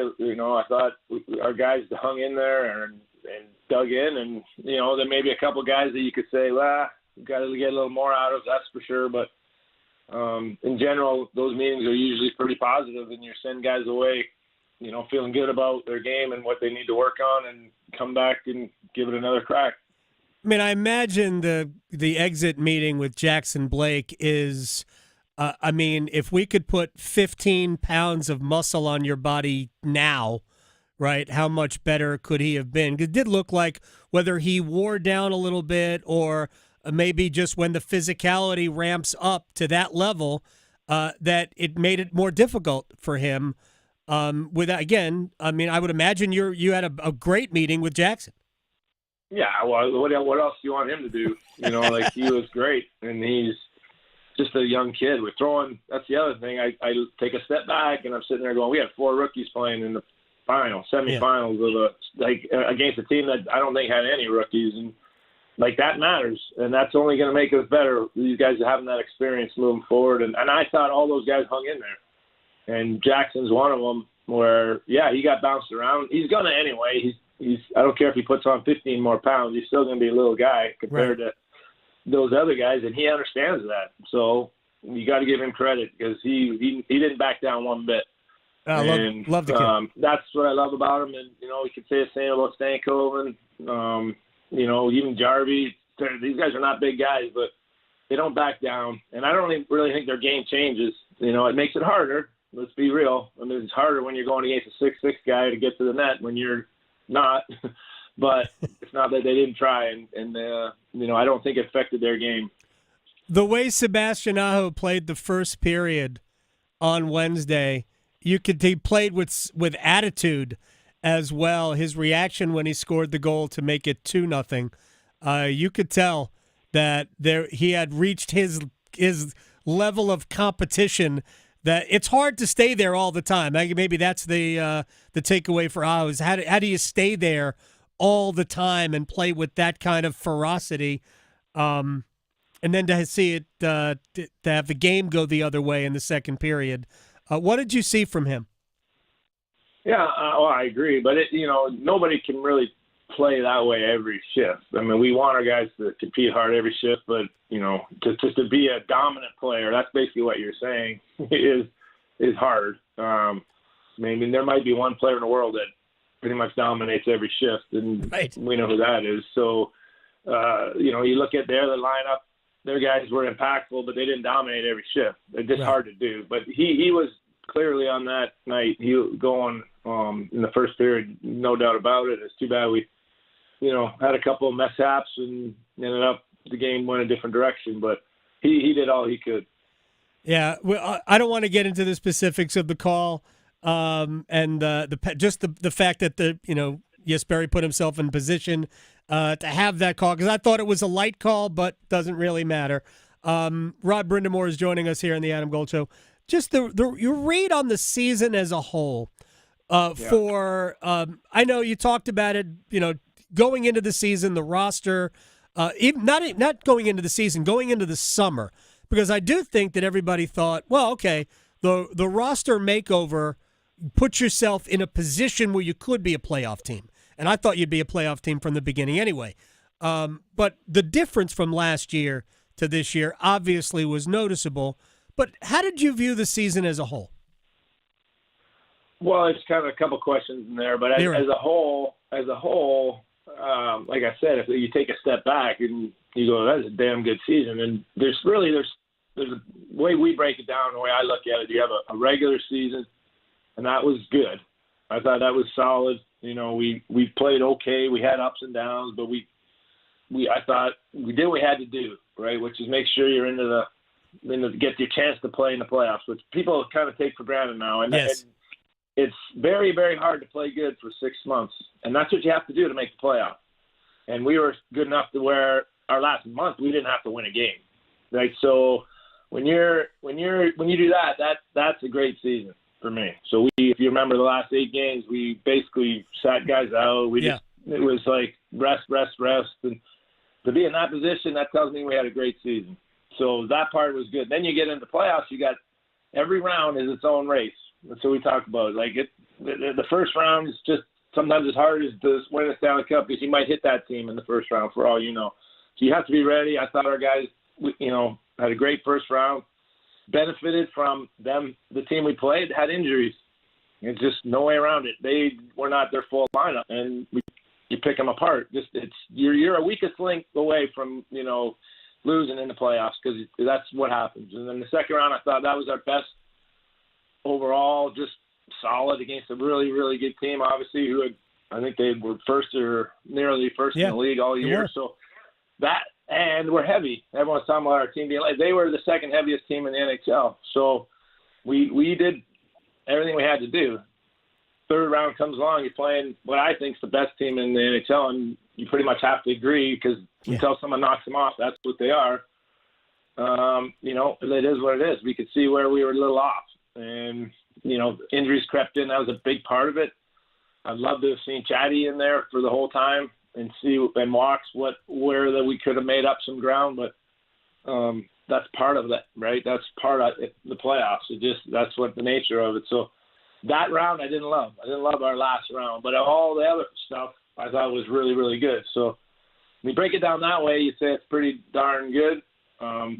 End of the day, we were trying to figure out how to be the best team, and we're clearly not quite there yet. Rod Brind'Amour is joining us here on the Adam Gold Show. I found, all of the national narratives I found tiring. Whether we go back to the beginning of the playoffs and the can't win on the road, which, of course, Florida is, but nobody else is as good on the road as they are at home. That's just normal. And I think it was all born out of 2022, where you went 0-for-6 on the road. And that was really, one of the things that separated, Carolina and the Rangers, even though the Rangers didn't win any games on the road either until they won Game 7 here. But the boring stuff, which to me wasn't really true, wasn't real. I didn't see media members, but the whole, the system can't work. Or the losing streak. I get why 23 would matter. Same two teams, even though half of each team was missing. But I get why 23 would matter. I never understood why anybody thought 19 mattered, let alone 2009. Yeah, well, that's just people are looking for things to talk about, and as you know, you're in the business of it. Right. What's the easiest thing to talk about is negative stuff, right? Because that just gets everything rolling, and that's just kind of where we're at in the world in general. So that's fine. But I think to your other kind of talking points, it's nobody in our room even batted an eye about all that other stuff. Right. About the 19, what does that mean? And whether you lose, honestly, when you lose 4 in a row, we got another win in here. That's not a step closer. You know what I mean? That doesn't matter. You lose in 7, it wouldn't have been a step closer. We got to get through this round. Right. So, like you said, I think at the start, I thought 2 years ago we played them way better than this time around. And it's true. We were closer. They took a step, and I don't say we took a step back. It's just we had injuries in this round, and it was different, right? So I really feel like that was part of the hiccups. Having said that, 7-game series is not too often the better team doesn't win. Right. So we got to find a way, disappointing, this and that. I don't view it that way. I'm disappointed we didn't get the win, but I'm positive on so many fronts with the players we brought in that I don't want to say surprised us, but really performed really, really well. And then the young guys that we have, coming up that showed really well. So there's a lot to be positive about, even though it seems like everything in the world's falling in because we didn't win this round. All right, 2 more things, then I'll let you go. Rod Brind'Amour is joining us here on the Adam Gold Show. Everybody has their own ideas of what separates the Hurricanes and the Florida Panthers, and they are to me, I agree, they are the standard, and they play the same style as the Hurricanes, for people who don't know. What is the difference between Carolina and Florida? Well, the two differences in this time around. The other time around was tight. I don't think there was much difference. You look in net, their guy had a 980 last time we played him, and Freddie was really good too. But that's a big deal. Start there, and then you work your way out. And I think they had their D that they brought in. They brought in a big D that was one of the better players on another team. like that addition helped them. Yeah. Just a little bigger on the back end, which that's a big deal. People understand, like, it's hard to get to the net when you're 6'6" and you're knocking guys around. In the playoffs, you can, get away with it. So now that kind of mattered. And then at the end of the day, too, I think they have 3 lines that could pump it in the net. And that was evident when, all of a sudden we make that one little turnover. It was like, whoop. And it didn't matter if it was the Barkov line or the Bennett line or the Lundell line. It ended up in your net, right? So a little more, I think, in that category. But now I just added kind of 3 things. That's too much, right? So we got to get a little better in those areas, and maybe that closes the gap. Yeah, and does it start down the middle for you? Yeah, do you have to get better at center? Well, that's kind of obvious, right? Like, we have, in my opinion, the best. If you want a number line, I don't do it because there's a reason I don't. Because if you're saying your number 1 center is, whatever, Sebastian Aho, then he should play against the number 1 center every night. That's not how we do it. Right. And so you want to say who your number 1 center is at home, well, then it's Jordan Staal because he gets to play. It doesn't get to. He has to play against the other guy's best center. So that's what that is. So I think if you number it correctly, Jordan Staal is your 3rd-line center, and that's probably the best 3rd-line center in the NHL. Yeah. Because of what he does and how he does it. And that line with Martinook and whoever you put there, if it's Stan Coven or it's Carrier, it's probably one of the best 3rd lines in hockey. And now Fishy's got to take that number 1 responsibility, or at least the number 2 with his line. That's good. You're right. Kiki needs to probably have a little more impact if we're just being truthful on the whole thing. Right. And, because we can't have, like I said, you just can't have holes. And when you have holes, and other teams don't, that's your weak link that you got to get better at. All right, and final thing, and I've already spoken to Sebastian about it.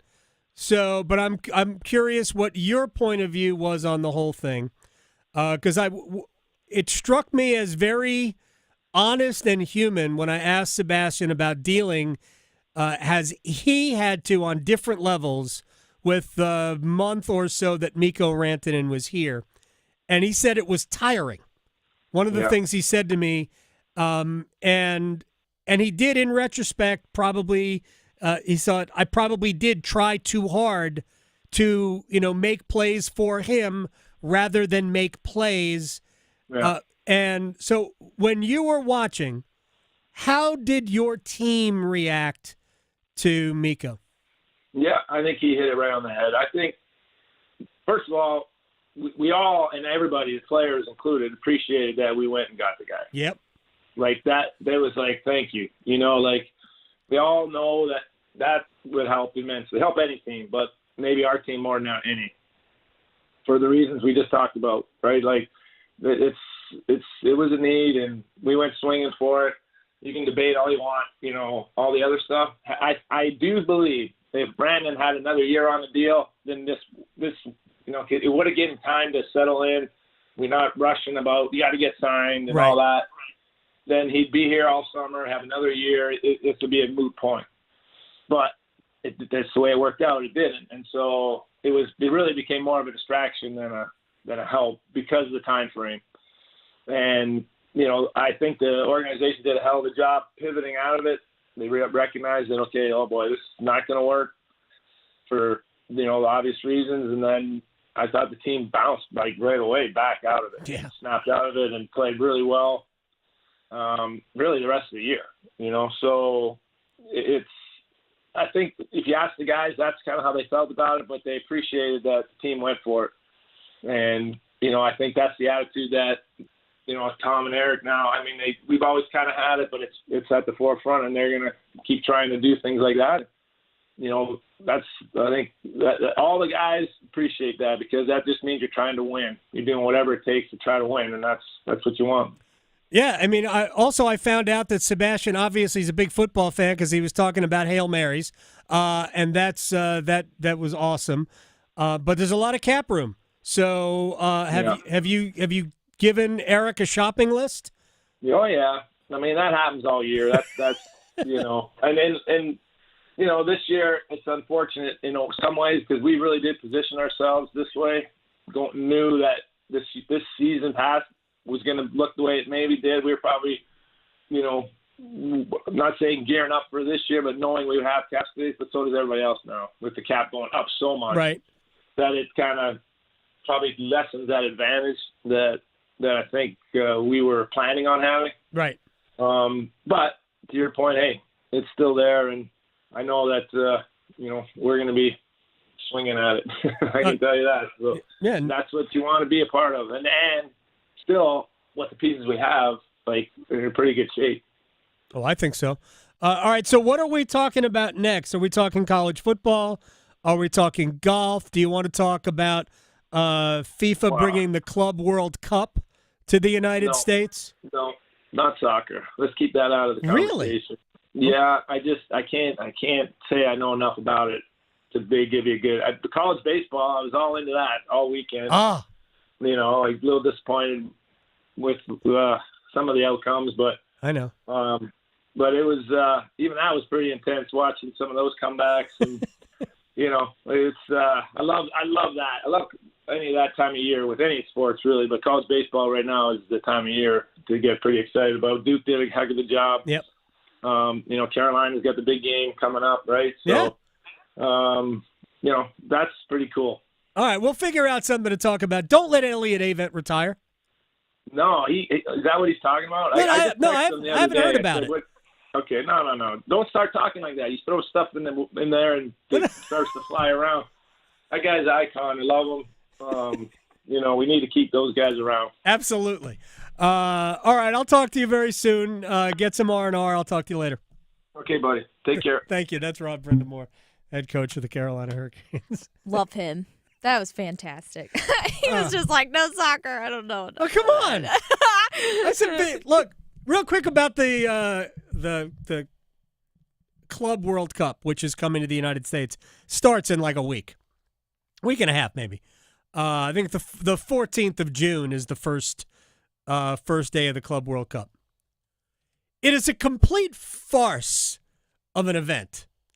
It used to be like a 6-team event, like the champions of, like there are 6 different confederations in world football according to FIFA. You've got CONCACAF, which is North America. You've got CONMEBOL, which is South America. You got UEFA. You've got AFCON. There might be just 3. I don't know, or rather 5. I think there were 6 different confederations. And they basically bring their champions to what, and they play it out over a weekend. Nope. FIFA, we need more money. We need more money. So the Club World Cup is now 32 teams strong. And it's coming to the United States. And I don't mean to mock the whole thing. It's just an unnecessary competition. Now, if you're a fan of, trying to think, I think there are 2 Premier League sides in, might be Chelsea. Might be Chelsea and Manchester City. I know Real Madrid is part of it. So if you're a fan of one of these sides that is going to bring their team to the United States, then it's a big deal because it's money, and I do think that many of these clubs are going to try and win. I think Real is going to have Trent Alexander-Arnold on their team, and all the other players that they have. I mean, Real's going to try and win it. So that's cool if that's the team that you root for. But by and large, in a summer that doesn't have major, competitions, no European championships, no, what did we play last year in the U.S., whatever it was called. You know, we had the U.S. who failed miserably in it. So we have no major competitions this summer. It's a great opportunity for these players to rest. You realize the Premier League just ended 2 weeks ago. 2 weeks ago, they ended. Actually, it's less than that. It's a week ago Sunday. they ended. Liverpool reports back for preseason training 5 weeks from today. Wow. 5 weeks. Wow. They get 6 weeks off. We're talking about more than a 10-month season. And if there are competitions, major competitions in the summer, these guys don't get any time off. So why their metabolism's so great. Eat whatever you want. Right, you can. You can. They run 10 miles a game. Yeah. So this is why this Club World Cup, I get it, it's fun, all of that, but man, these players are worn out. So the competition is a farce. But it's pretty cool that it's here. So, and I think Charlotte's getting some of the games like they did last year. They got, because I think we still have a promo running where we were watching like Uruguay and whoever it was. And people were having fun at Bank of America Exactly, Stadium. for a change. Yeah. So watching football. Right. Just, other football. Look, I wish that it was not a FIFA deal. Because FIFA's just, they're just walking corruption. But I do think there is an interesting story coming out of it anyway, in that the Seattle Sounders, who are participating from and representing one of the clubs representing MLS. I think there are 3 MLS clubs in it. Their players are mad because they're not being compensated for it, or if they are being compensated, it's at a minimal possible level when they are in fact the product. I ran out of time, and I probably should have done this earlier, but just real quick. Friday night? I think it was Friday night. No, Saturday night, because I was incapacitated Friday night. Saturday night, Pacers beat the Knicks to advance to the NBA Finals. And it was the final NBA game on TNT. So everybody was very emotional about it. Now, all of the people involved are moving on to bigger and better. But it is for those people, the NBA on TNT has been around for almost 30 years, and it's no more. That show will be just as is dropped into ESPN next year. We'll see if it stays the same. I hope it will.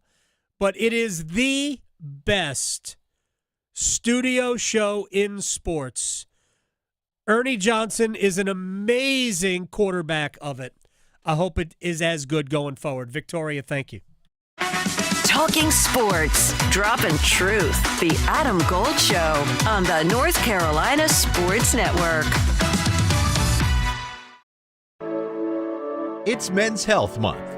WakeMed Primary Care wants to remind you to schedule your annual checkup. It's important to know your health numbers related to cholesterol, blood pressure, blood sugar, weight, and BMI before it leads to chronic diseases. Focus on your health and preventing disease by building